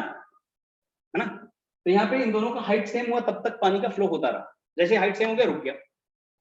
वैसे ही इन दोनों में जैसे इलेक्ट्रोस्टैटिक पोटेंशियल सेम हो जाएंगे, है ना, इलेक्ट्रिक पोटेंशियल सेम हो जाएंगे तो चार्ज का फ्लो हो जाएगा। अब इलेक्ट्रिक पोटेंशियल सेम है इसका मतलब चार्ज भी सेम है ये जरूरी नहीं। ग्रेविटेशनल पोटेंशियल सेम है इसका मतलब वाटर का मास भी और ये अमाउंट भी, जो भी वॉल्यूम भी सेम है, ये भी जरूरी नहीं। समझ पा रहे हैं ना? तो चार्ज कब तक फ्लो करता रहेगा भाई साहब? चार्ज तब तक फ्लो करता रहेगा जब तक दोनों बॉडीज की पोटेंशियल सेम ना हो जाए। पोटेंशियल सेम हो गया, खत्म। मतलब क्यों चार्ज फ्लो किया? पोटेंशियल डिफरेंस के कारण। ये भी एक सवाल है कि क्यों चार्ज फ्लो कर गया, तो पोटेंशियल डिफरेंस के कारण। अब पोटेंशियल टर्म क्या है? Electrostatic potential. इसको धीरे धीरे धीरे धीरे आने वाले क्लासेस में सीखेंगे। अभी 5-6 क्लास लगेगा, 6-7 क्लास के बाद अब पोटेंशियल टर्म को थोड़ा थोड़ा फील करना शुरू करो, ठीक है? सो डोंट वरी, परेशान होने की जरूरत नहीं है। मेरे क्लास में आप जो भी पढ़ाऊंगा वो सब फील हो जाएगा, भले वो दिखता नहीं है, चार्ज दिखता नहीं है, लेकिन आपको समझ में आ जाएगा अच्छा ये हो रहा है, ठीक है ना? सो परेशान होने की जरूरत नहीं, बिल्कुल नहीं। सो लिखो, दूसरा मेथड था ये, second method charging bye conduction. इसमें कुछ बातें लिखते हैं, आपसे मैं कुछ सवाल भी पूछूंगा। ये था method charging bye conduction.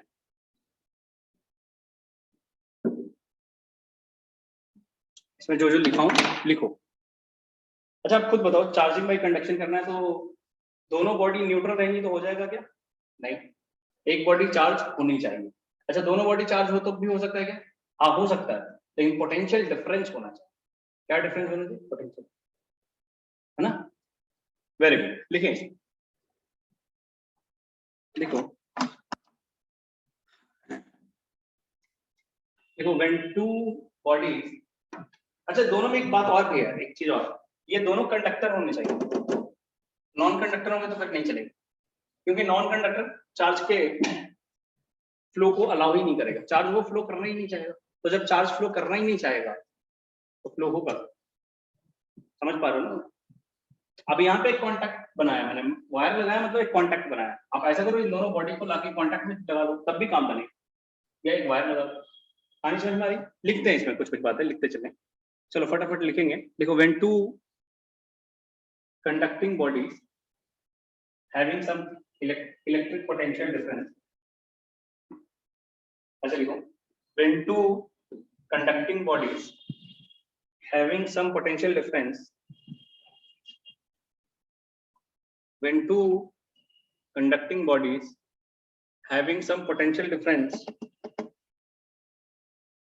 are connected by a metallic wire, are connected by a metallic wire or touched together, or touch मतलब contact में लाएगा, or touched together, then charges starts flowing actually. Then charges starts flowing from a body having higher potential to a body having lower potential. अच्छा लग रहा है? इससे समझ में आ रहा है कि हाँ कहाँ से कहाँ चार्ज फ्लो करेगा? high potential to low potential. Then charges starts flowing from a body having higher potential to a body having lower potential till both acquire same potential. Till both acquires same potential. Till both acquires same potential. Clear है? फिर से बोल दो. When two conducting bodies having some potential difference are connected together or touched together, then charges starts flowing from a body having higher potential to a body having lower potential till both acquire same potential. Clear है? कोई दिक्कत तो नहीं? फिर से repeat करूं क्या? ये समझ में आया?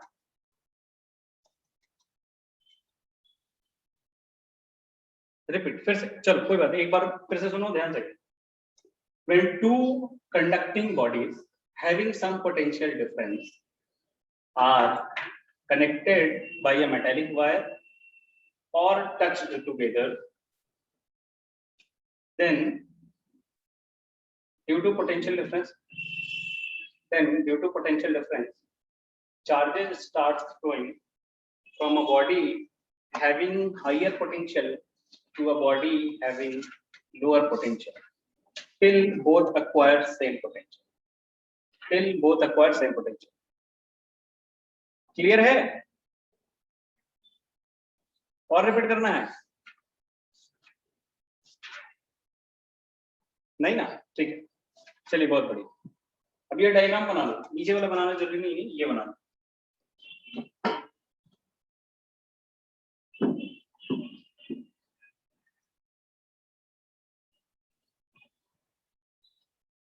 इसमें मिनिमम कोई एक बॉडी का चार्ज होना बहुत जरूरी है.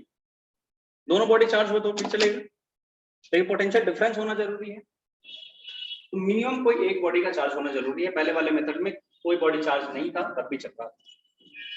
क्लियर है ना? चलो अपने हिसाब से डायग्राम बनाइए. अब देखो आगे बढ़ सकते.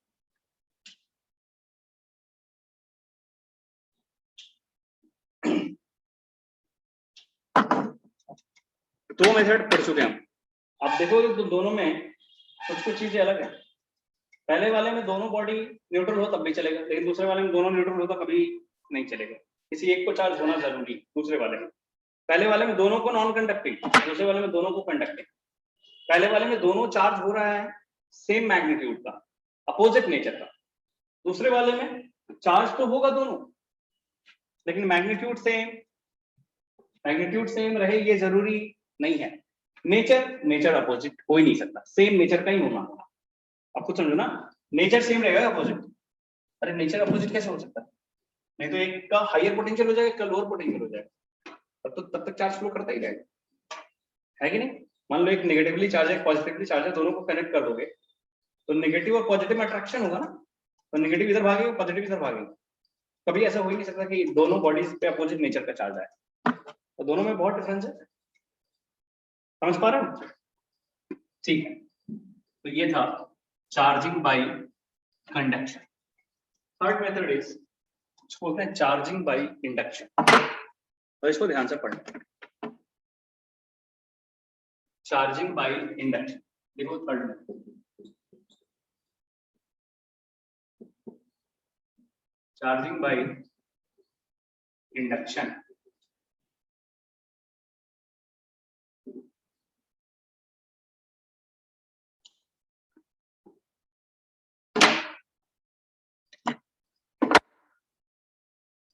क्या बोलता है इंडक्शन के बाद? कैसे चार्ज होगा? कहता है, सुनो ध्यान से, आसान चीज है, कुछ है नहीं. बोलता है कि साहब मान लो एक बॉडी न्यूट्रल है. कैसा है? न्यूट्रल. और आप क्या कर रहे हो, यहाँ पे एक चार्ज लेके आए. क्या लेके आए साहब?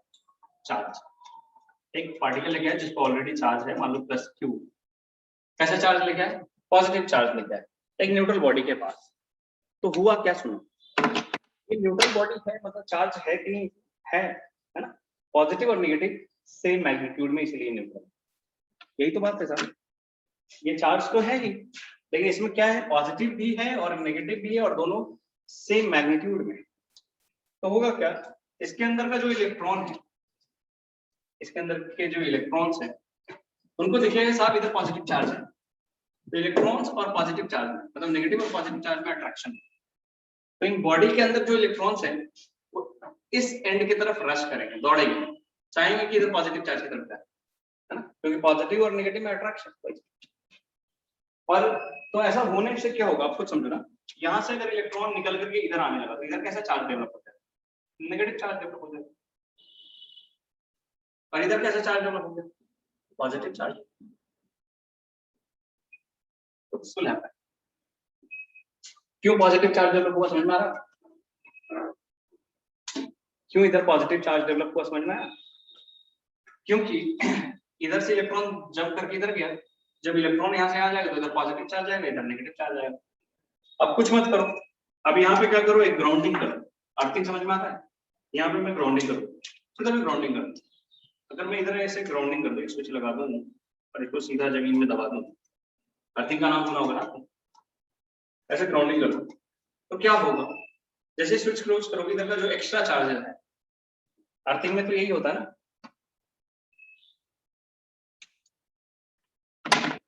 क्योंकि नेगेटिव वाला पॉजिटिव से, हाँ ठीक है, वेरी गुड। हाँ, मैं क्या बोल रहा हूँ कि अगर मैं इधर अर्थिंग कर दूँ, तो अर्थिंग का मतलब ये होता है कि एक्स्ट्रा जो चार्जेस हैं वो सीधा अर्थ को चला जाएगा, तो इधर का जो पॉजिटिव चार्ज है वो कहाँ चला जाएगा, अर्थ में, तो इधर बचेगा क्या, नेगेटिव। अब जैसे ही इसको ग्राउंड हटाओगे और इस चार्ज को हटा दोगे, तो इस बॉडी पे हमेशा के लिए नेगेटिव चार्ज होगा। अब इससे इसको मतलब ही नहीं है कि ये बॉडी कंडक्टिंग है कि नॉन कंडक्टिंग, कैसा भी हो तब भी इंडक्शन तो होगा ही होगा। अगर कंडक्टिंग होगा तो बहुत ज्यादा मात्रा में होगा, नॉन कंडक्टिंग होगा तो कम होगा, लेकिन इंडक्शन तो होगा ही होगा। अब इंडक्शन में कॉन्टैक्ट का रिक्वायरमेंट ही नहीं है। देखो इस ये जो चार्ज लाए होता है इसको हम लोग बोलते हैं टेस्ट चार्ज। कौन सा चार्ज, टेस्ट चार्ज बोल दो, या तो जिसके कारण इंडक्शन करवा रहे हो, ठीक है। तो जब भी एक चार्ज लेके आए हैं, इस चार्ज और इस बॉडी में कोई कॉन्टैक्ट है ही नहीं। हालांकि दो पहले जो मेथड पढ़ा है, एक ड्यू टू फ्रिक्शन, फ्रिक्शन में कॉन्टैक्ट बहुत जरूरी है, ड्यू टू कंडक्शन उसमें कॉन्टैक्ट जरूरी है, इंडक्शन में कॉन्टैक्ट का जरूरत है नहीं। तो इसमें होगा क्या, कहेंगे जब भी किसी चार्ज को किसी न्यूट्रल बॉडी के पास बुलाते हैं तो उसमें चार्जेस खुद को रीअरेंज कर लेते हैं। और कैसे रीअरेंज करते हैं, ऐसे रीअरेंज, अगर यहाँ पॉजिटिव चार्ज आया तो इधर नेगेटिव आया, अगर मैं यहाँ नेगेटिव लेके आता तो इधर पॉजिटिव आता, इधर नेगेटिव आता। समझ पा रहे हो? तो लिखो इसमें पहले कुछ बातें,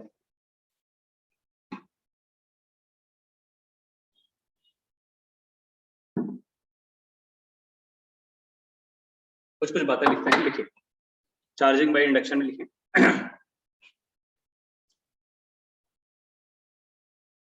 देखो, when a charged particle is brought near, अच्छा आदित्य को अभी समझ में नहीं आया इंडक्शन होता क्या, ये जो फिनोमेना हुआ ये कैसा बॉडी था, फिर से देख लो। अरे ये जो घटना घटी इसी को इंडक्शन बोलते, ये कैसा बॉडी था, न्यूट्रल। आप एक चार्ज को लेके आए जिसमें प्लस चार्ज था, अब बस यहाँ पे कांटेक्ट में नहीं लाया, बस नजदीक लेके आया, तो इसके अंदर इलेक्ट्रॉन्स में खलबली मच गई। अभी इलेक्ट्रॉन इधर जंप गया, इधर आया दौड़ के, क्यों आया, क्योंकि इधर इस अट्रैक्शन दिख रहा है ना, पॉजिटिव चार्ज इधर अट्रैक्ट हो रहा है, लेकिन इस सरफेस को छोड़ नहीं सकता, इस बॉडी को छोड़ नहीं सकता। अगर इधर नेगेटिव चार्ज डेवलप होता है, इधर क्या चार्ज डेवलप, पॉजिटिव चार्ज। अब ये जो फिनोमेना हुआ, चार्ज जो खुद को रीअरेंज किए due to presence of an external positive charge, इसके कारण जो घटना घटी इसको इंडक्शन बोलते हैं। इंडक्शन मतलब दूसरे के प्रभाव में आके जो किया, समझ पा रहे हो ना? अरे यही तो है सर, इसमें कांटेक्ट तो जरूरी नहीं है, बिल्कुल नहीं जरूरी है ना, बिल्कुल भी जरूरी नहीं। इंड्यूस्ड हो गया, ये चार्जेस इंड्यूस्ड चार्जेस कहलाते हैं। चलो पहले लिखते हैं, लिखो लिखो इसमें, when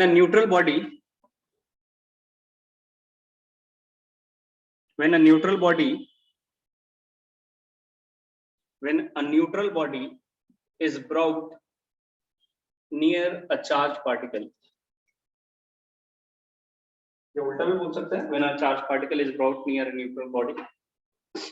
When a neutral body is brought near a charged particle, then due to the presence of that charged particle,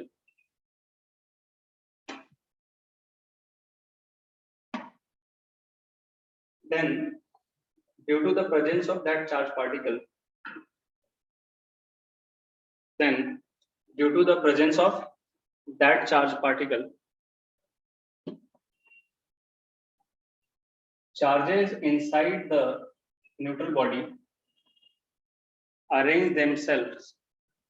Charges inside the neutral body, charges inside the neutral body arrange themselves in such a manner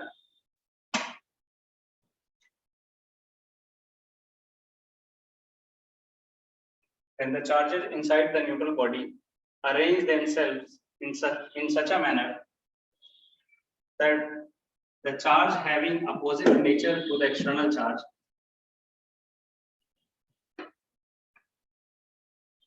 arrange themselves in such a manner that the charge having opposite nature to the external charge comes closer to the external charge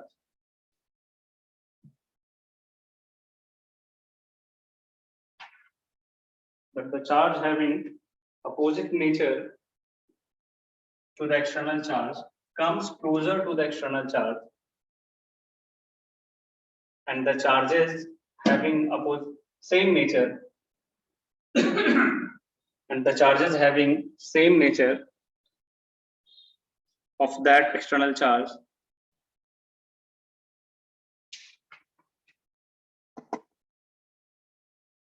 खुद से लिख लो ना, repeat किया फिर से वही चीज तो बोलो. The charges having opposite nature to the external charge comes closer to the external charge and the charges having a same nature to the external charge remains away or remains away from that external charge. ऐसे लिख लो, इसको कोई बड़ी बात नहीं. This phenomena is known as induction. ये जो घटना घटी इसमें हुआ क्या, आपको देखो ना यार कि एक चार्ज को लेके आए, कुछ तो किया नहीं, बस एक चार्ज को पास में लेके आए, तो उससे हुआ क्या, ये इसके नेगेटिव चार्ज इसके पास आए और पॉजिटिव चार्ज दूर रहे. क्लियर है ना? खुद से लिखो अपने लैंग्वेज में, इसको कोई बड़ी बात नहीं है. This phenomena is known as induction. Induction बोलता है. लेकिन अगर अभी इस चार्ज को मैं हटा दूं तो फिर क्या होगा?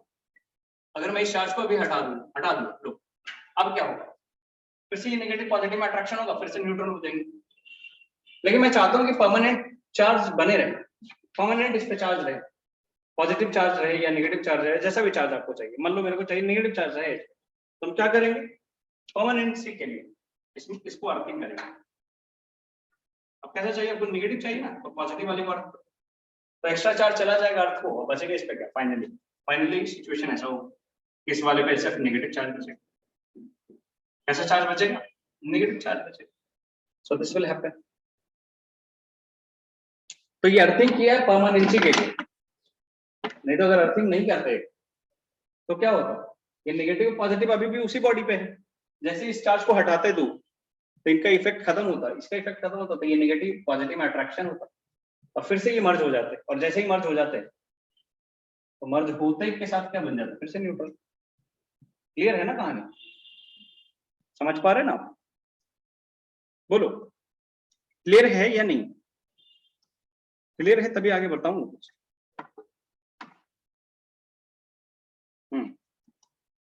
वेरी गुड, ठीक है, क्लियर है, बहुत गुड. इसीलिए पता है आपको, प्लेन्स में जो एरोप्लेन होता है उसका जो टायर होता है, मतलब जो व्हील होता है, उसमें रबर के साथ ना मेटल पाउडर भी मिक्स किया जाता है. एरोप्लेन जो होता है जब वो लैंड करता है तो लैंड करेगा तो किस पे लैंड करेगा? व्हील पे लैंड करेगा ना. तो जब इसके कुछ प्रैक्टिकल क्वेश्चंस बता रहा हूं मैं, सुनना ध्यान से। सर क्या इस केस में भी पार्टिकल न्यूट्रल होगा? नहीं, पार्टिकल क्यों न्यूट्रल होगा? पार्टिकल तो चार्ज है ना, पार्टिकल क्यों न्यूट्रल होगा? अच्छा सवाल है। नहीं, पार्टिकल क्यों न्यूट्रल होगा? पार्टिकल तो चार्ज रहेगा, एक पार्टिकल तो आपको चार्ज रखना ही पड़ेगा। हाँ, मेरा एक सवाल है, सुनो ध्यान से। एरोप्लेन्स में एरोप्लेन जब लैंड करता है किस पे लैंड करेगा? अपने व्हील्स पे। तो व्हील होता है छोटा छोटा। अब वो व्हील जो बनाए जाते हैं वो सिर्फ रबर का नहीं बना होता, उसमें मेटालिक पाउडर भी मिक्स किए जाते हैं। उसमें मेटालिक पाउडर भी मिक्स किए जाते हैं। क्यों? आप सोचो, तब तक मैं एक बार और बच्चों को एक्सप्लेन करता हूँ ना इस बात को, इसका डाउट है। सुनो, क्या हुआ, जैसे एक चार्ज को लाया, देखो ध्यान से, इस चार्ज को लेके आए इस न्यूट्रल बॉडी के पास में, क्या हुआ? तो नेगेटिव वाला चार्ज इधर आया। क्यों आया? क्योंकि इधर पॉजिटिव दिखा इसमें, तो अट्रैक्शन आया नेगेटिव पॉजिटिव में, तो नेगेटिव वाला भाग के इधर आया, इधर पॉजिटिव चार्ज होगा। लास्ट टाइम सुन लो, तो ऑलरेडी बॉडी पे चार्ज आ गए, लेकिन अगर इस चार्ज को फिर से हटा दूं, इस चार्ज को हटा दूं तो क्या होगा?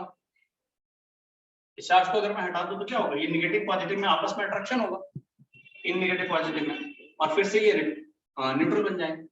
लेकिन मैं चाहता हूँ परमानेंटली चार्ज रहे, तो उसके लिए क्या करना है? अर्थिंग करना है। क्या करना है भाई साहब? अर्थिंग। अर्थिंग तो समझ में आता होगा ना। अर्थिंग में जनरली जो एक्स्ट्रा चार्जेस होता है वो ग्राउंड को चला जाता है, तो हम इस साइड अर्थिंग कर दिए, बस for a nano second, for a micro second earthing करना है। बस ऐसे स्विच दबाना, फिर स्विच ऑन करना, ऑफ करना। तो एक बार ऑन किया फिर ऑफ कर दिया, तो जो पॉजिटिव चार्ज जितने भी थे वो सब ग्राउंड को चले जाएंगे, तो बचेगा क्या इसमें? Negative charge. तो body will look like this ना। हाँ, मेरा कुछ प्रैक्टिकल सवाल था। सवाल ये था कि एरोप्लेन के टायर्स में मेटालिक पाउडर क्यों मिलाया जाए? पूछेगा आपसे कभी, एरोप्लेन के टायर्स में मेटालिक पाउडर क्यों मिला दिए जाते हैं? हाँ, क्योंकि भैया जब एरोप्लेन हवा में था तो स्पीड बहुत कम था कि बहुत ज्यादा था? बहुत ज्यादा था, और कोई कांटेक्ट था ही नहीं, और वो था कहाँ? हवा में। और जब हवा में था तो बहुत स्पीड में था, तो एयर के साथ फ्रिक्शन था, एयर ड्रैग था वहां पर। एयर के साथ एरोप्लेन में बहुत हाई फ्रिक्शन था। उस फ्रिक्शन के कारण क्या होता है ना, एरोप्लेन के जो ऊपर बाहरी सतह होता है उस पर चार्ज डेवलप हो जाता है। अब वो चार्ज डेवलप हो गया, अब मान लो जैसे ही, सर ताकि स्पीड के कारण ना फटे स्पीड के कारण ऐसा नहीं है। तो अब जब जैसे ही अर्थ पे आया, ग्राउंड पे आया, अब वो अगर वो सारे चार्ज को ग्राउंड को ट्रांसफर नहीं कर दे तब तक उस पर चार्ज है, और जैसे ही कोई उसको छुएगा तो बहुत हाई वोल्टेज का करंट लग जाएगा। समझ पा रहे हो? कुछ भी हो सकता है, बहुत बड़ा एक्सीडेंट हो सकता है। तो उससे बचने के लिए जो एरोप्लेन के टायर्स होते हैं, जो मतलब उसका जो व्हील होता है, उसके रबर में मेटालिक पाउडर मिलाया जाता है। अच्छा, अभी तो नहीं, लेकिन पहले के ट्रक्स में आपने देखे होंगे कि पीछे में, ट्रक के पीछे में चेन बंधा रहता था, जो कि हमेशा रोड से, और खास करके वैसे ट्रक्स जिनमें मतलब पेट्रोलियम वगैरह जा रहा है, पेट्रोलियम ट्रांसपोर्टेशन वाला, ऑयल ट्रांसपोर्ट, पेट्रोल वगैरह जा रहा है, उसके जो ट्रक होते थे उसके टैंक में क्या होता था ना, चेन बंधा होता था, चेन, मेटालिक चेन। अब वो हमेशा रोड से रगड़ाता रहता था, घिसता रहता था रोड पे। वो भी इसी कारण से, क्योंकि ट्रक बहुत हाई स्पीड से चला जब भी, तो एयर में फ्रिक्शन था, तो उसके सरफेस पे चार्ज डेवलप हो गया, और है उसके अंदर पेट्रोल, तो आग लग सकती है। तो उससे बचने के लिए चार्ज रोड को ट्रांसफर हो जाए, उसमें ना चेन्स बांध देते हैं नीचे में, जो कि रोड से कांटेक्ट में रहता है हमेशा, है ना। पहले हुआ करता था, अब ऐसा नहीं है। ठीक है, बहुत बढ़िया। सो दिस इज 3 मेथड हमने आपको पढ़ा है, फ्रिक्शन, कंडक्शन एंड इंडक्शन। ध्यान रखने वाली बात है, क्लियर है? आओ,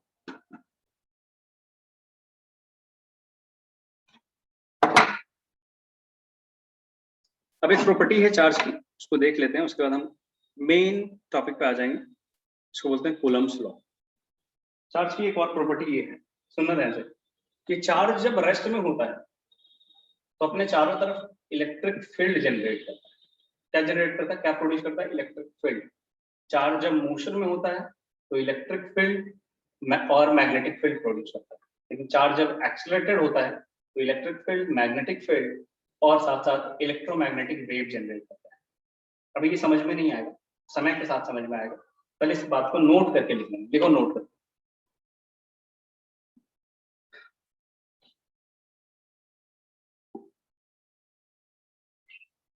नोट करके लिखिए।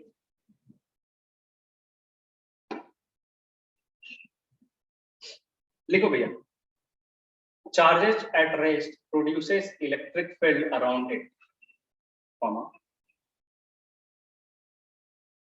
charges at rest produces electric field around it, comma, charges in uniform motion का मतलब समझ में आ रहा है ना? यूनिफॉर्म मोशन मतलब क्या कांस्टेंट? स्पीड की वेलोसिटी, जल्दी बताओ। यूनिफॉर्म मोशन का मतलब क्या? Speed constant, velocity constant.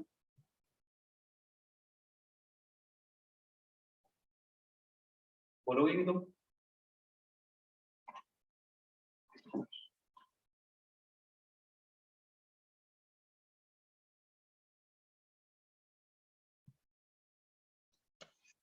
अरे बोल दो। स्पीड नहीं भैया, स्पीड नहीं, वेलोसिटी। स्पीड का मतलब हो गया कि डायरेक्शन चेंज हो सकता है, डायरेक्शन चेंज नहीं होना है। डायरेक्शन अगर चेंज होगा तो एक्सेलरेशन आएगा ना। सर्कुलर मोशन आपने पढ़ा होगा, तो सर्कुलर मोशन में आपको बताया गया होगा कि सर्कुलर मोशन में स्पीड कांस्टेंट हो सकता है, वेलोसिटी कांस्टेंट नहीं हो सकता।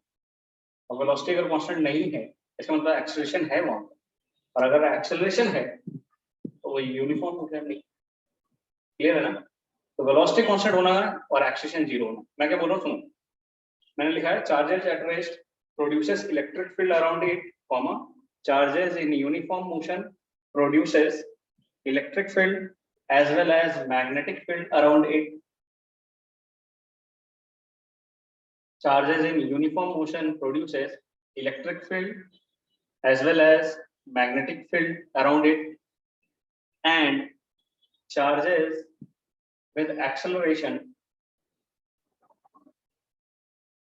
charges having acceleration produces electric field, comma, magnetic field and electromagnetic wave, and generates electromagnetic wave, ऐसे लिखो, and generates electromagnetic wave।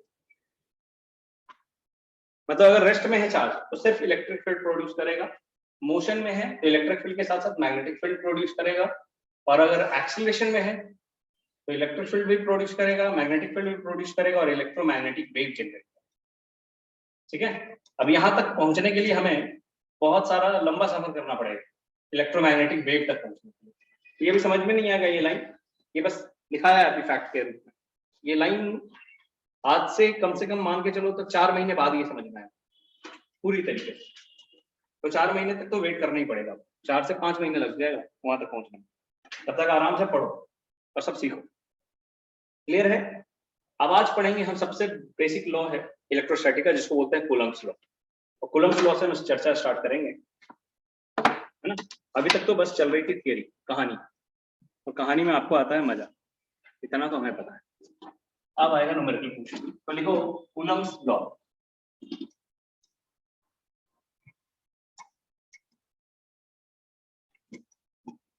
Coulomb's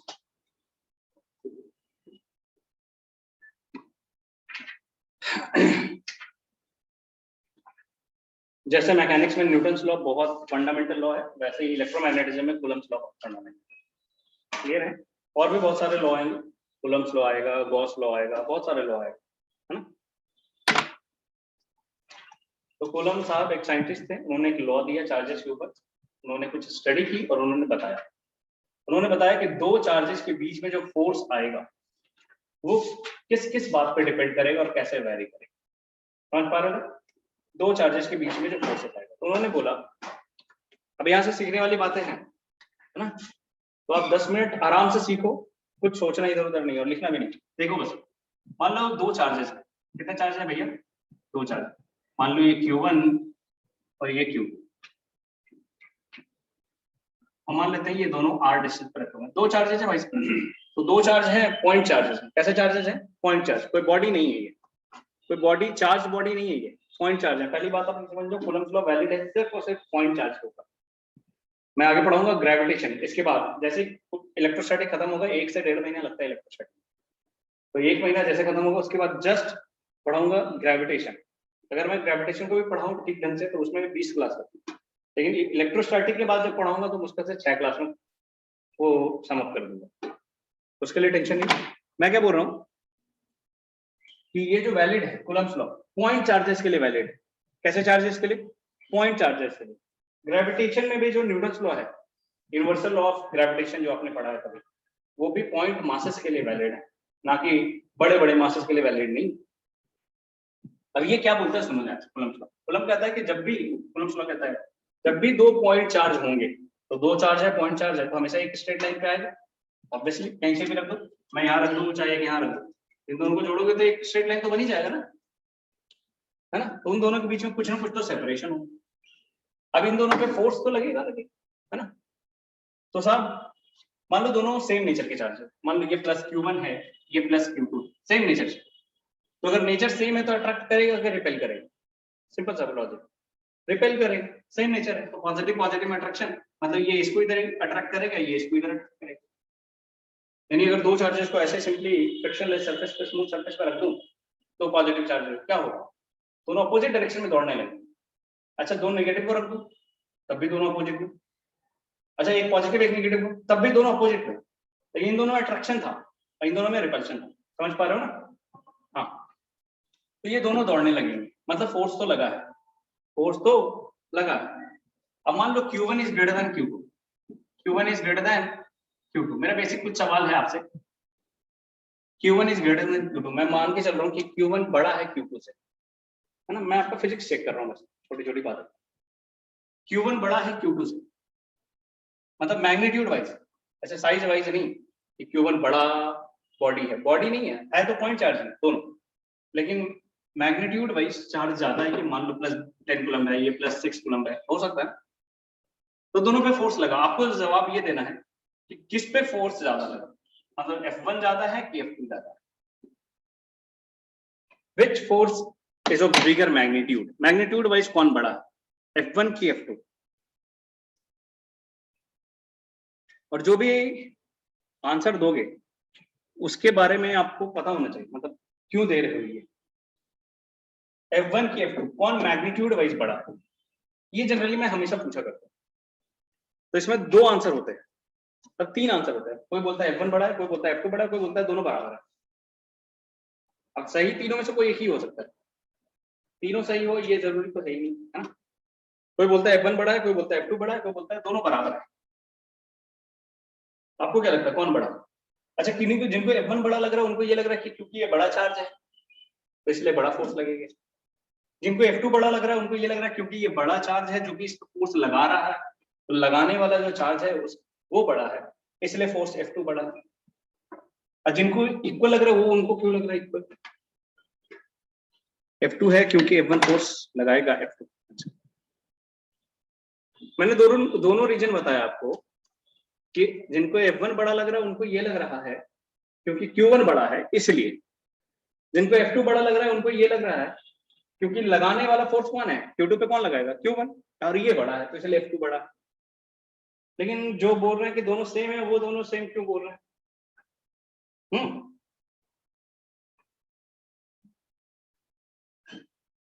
इसका जवाब पहले से ही आप जानते हो, अगर खोजोगे तो मिल जाएगा। दोनों सेम है तो क्यों? सर दोनों इक्वल है, इक्वल इसलिए है क्योंकि वहां पे एक ही फोर्स है, एक ही फोर्स है मतलब फोर्स ऑफ अट्रैक्शन तो सेम होगा।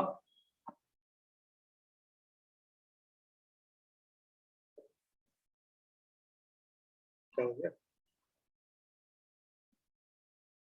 फोर्स ऑफ अट्रैक्शन तो सेम होगा।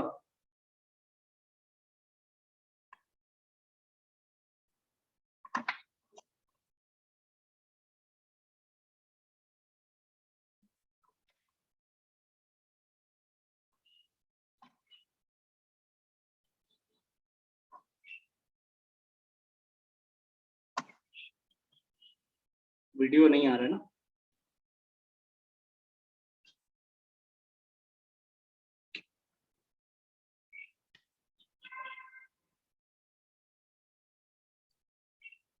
एंकर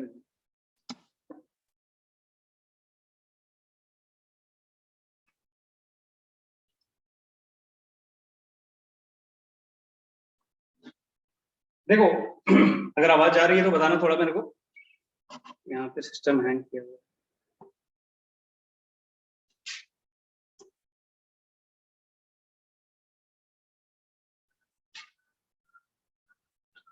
क्यों कर दिया ये?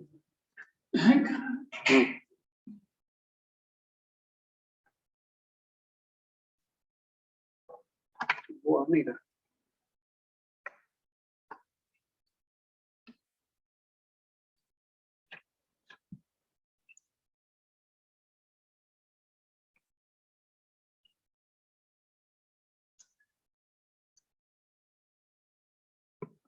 ये नहीं आ रहा, ये हिल जाता है कैसे?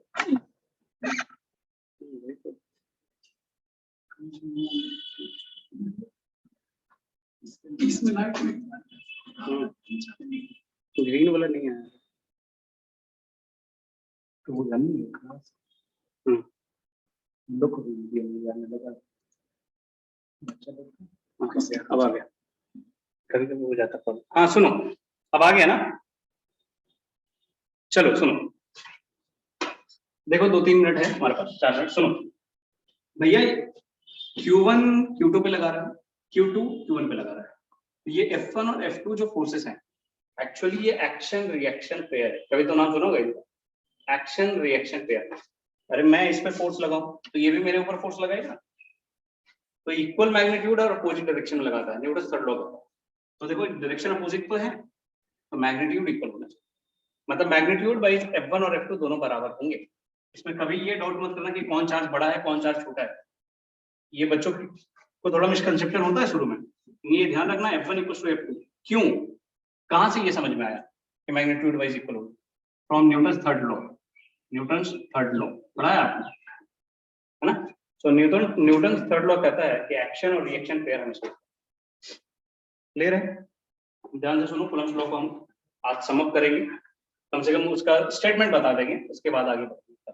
नेक्स्ट बात, कूलम्ब्स लॉ कहता क्या है? कहता है कि ये जो दोनों फोर्सेस लगने वाले हैं, है ना, Q1 पे या Q2 पे, ये जो फोर्स है, और दोनों तो बराबर है, तो मान लो इसका फोर्स का मैग्नीट्यूड F है, इसका भी F है। अब ये जो F होगा, ये किस किस बात पे? अब खुद ही बताओ, अगर मैं चार्ज का मैग्नीट्यूड बढ़ाऊं, एक का बढ़ाऊं, किसी एक का मैग्नीट्यूड बढ़ाऊं, तो अगर इसको बढ़ाओगे तो ये ज्यादा फोर्स लगाने लगेगा, तो ये फोर्स भी ज्यादा होगा, क्योंकि दोनों इक्वल एंड अपोजिट होंगे, होंगे ना भाई साहब? इक्वल होंगे मैग्नीट्यूड वाइज। तो कहता है कि अगर आप फोर्स बढ़ाओगे, फोर्स अगर बढ़ाना है तो उसके लिए क्या कर सकते हो? चार्ज बढ़ाओगे तो फोर्स बढ़ेगा। अब Q1 को बढ़ाओ तब भी बढ़ेगा, Q2 को बढ़ाओ तब भी बढ़ेगा। यानी फोर्स जो है वो डायरेक्टली प्रोपोर्शनल है Q1 and directly proportional to Q2 also. यानी इन दोनों को कंबाइन करो तो मैं लिख सकता हूं force is directly proportional to Q1 and Q2 both. यानी यही कहा गया कि जो फोर्स है, इलेक्ट्रोस्टैटिक फोर्स, तो पॉइंट चार्जेस के लिए पहले बता रहा हूं मैं, पॉइंट चार्जेस के लिए ये जो इलेक्ट्रोस्टैटिक फोर्स है, ये दोनों चार्ज के प्रोडक्ट के डायरेक्टली प्रोपोर्शनल। अच्छा, इनके बीच का सेपरेशन बढ़ाओ, तो दूरी बढ़ा दो, तो इफेक्ट कम हो जाएगा। तो अगर इफेक्ट कम हो गया तो ये जो फोर्स है, इनके डिस्टेंस के, इनके बीच के सेपरेशन के स्क्वायर के इनवर्सली, यानी force is inversely proportional to the square of r। What is r? Separation between these two charge. यही दो पॉइंट है। अब इन दोनों पॉइंट को कंबाइन करूं तो मैं लिख सकता हूं f is directly proportional to q1 q2 by r square. और अगर मैं इक्वल के साइन दूं तो f equals to some constant k q1 q2 by r square. इस k को हम बोलेंगे electrostatic constant. This k is known as electrostatic constant, है ना? अभी k किन किन बातों पर डिपेंड करेगा उसकी चर्चा अलग है। This k is known as electrostatic constant, और इसका वैल्यू होता है SI यूनिट सिस्टम में 9 × 10⁻⁹ इन SI यूनिट सिस्टम,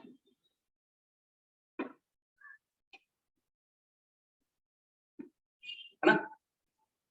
तो पहले मेरे को एक बात समझाओ, ये कूलम्ब्स लॉ किसके लिए वैलिड है? तो for 2 point charge, for 2 point charge किन बात पे डिपेंड कर रहा है? तो Q1 और Q2 के मैग्नीट्यूड पे, डायरेक्शन नहीं, मतलब नेचर की नहीं बात कर रहा, मैग्नीट्यूड की बात कर रहा। नेचर वाइज से अट्रैक्शन होगा कि रिपल्शन होगा, ये उस पर डिपेंड करेगा। तो इन दोनों के प्रोडक्ट के मैग्नीट्यूड, मतलब मैग्नीट्यूड के प्रोडक्ट जो भी, और इनके सेपरेशन के स्क्वायर के इनवर्सली होगा, यही है कूलम्ब्स लॉ। तो इसमें एक लाइन लिख लो स्टेटमेंट में जल्दी से, उसके बाद इसको पूरा लिख लेना। तो लिखिए फटाफट, देखो कूलम्ब्स लॉ में देखो, as per this law, as per this law, as per this law, as per this law, forces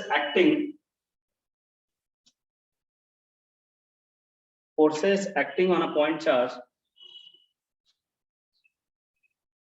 forces acting on a point charge due to other point charge, is directly proportional to the, फटाफट लिखिए, is directly proportional to the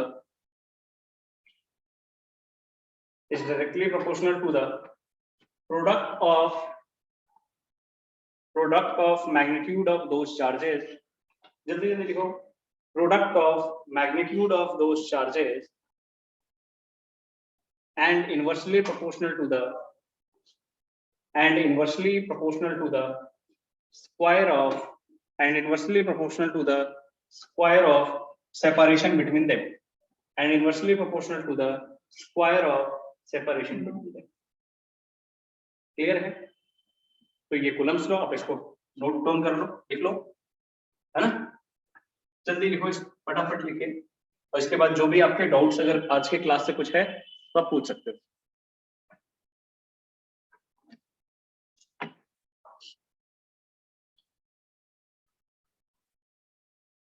कल चर्चा करेंगे इस question पे बहुत बढ़िया से नेक्स्ट क्लास में, F = K Q1 Q2 by R square पे चर्चा, थोड़ा इंटेंस चर्चा करेंगे कि K है क्या, किस बातों पे डिपेंड करेगा।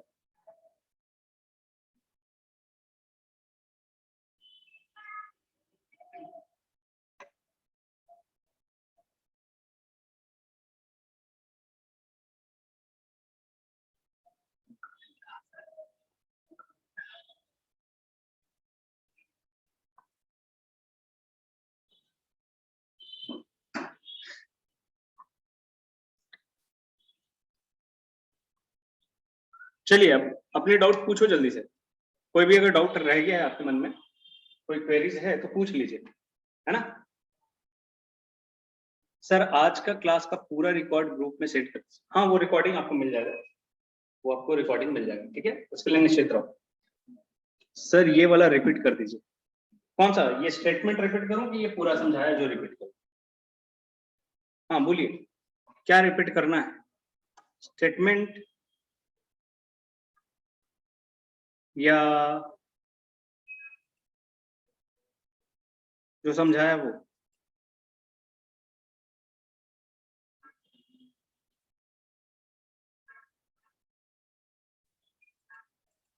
समझाए हैं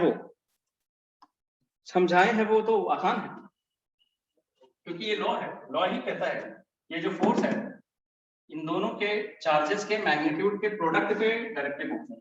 मतलब Q1 को बढ़ाओ तब भी चार्ज फोर्स बढ़ जाएगा, Q2 को बढ़ाओ तब भी फोर्स बढ़ जाएगा, और इन दोनों के बीच में दूरी है ना, कितना दूरी है, R, तो इस R को बढ़ाओगे तो फोर्स घटेगा ना, कैसे? ये इनवर्सली प्रोपोर्शनल है R स्क्वायर, इसको इनवर्स स्क्वायर लॉ भी बोलते हैं, इसको इनवर्स स्क्वायर लॉ भी बोलते हैं। सर K का वैल्यू डिफरेंट मीडियम के लिए डिफरेंट होगा ना, तो अभी मीडियम की चर्चा नहीं की है ना, बोला ना अभी K किस बात पर डिपेंड करेगा, इसके बारे में और चर्चा करेंगे, ठीक है? एनीथिंग और, एनीथिंग एल्स, जल्दी पूछिए।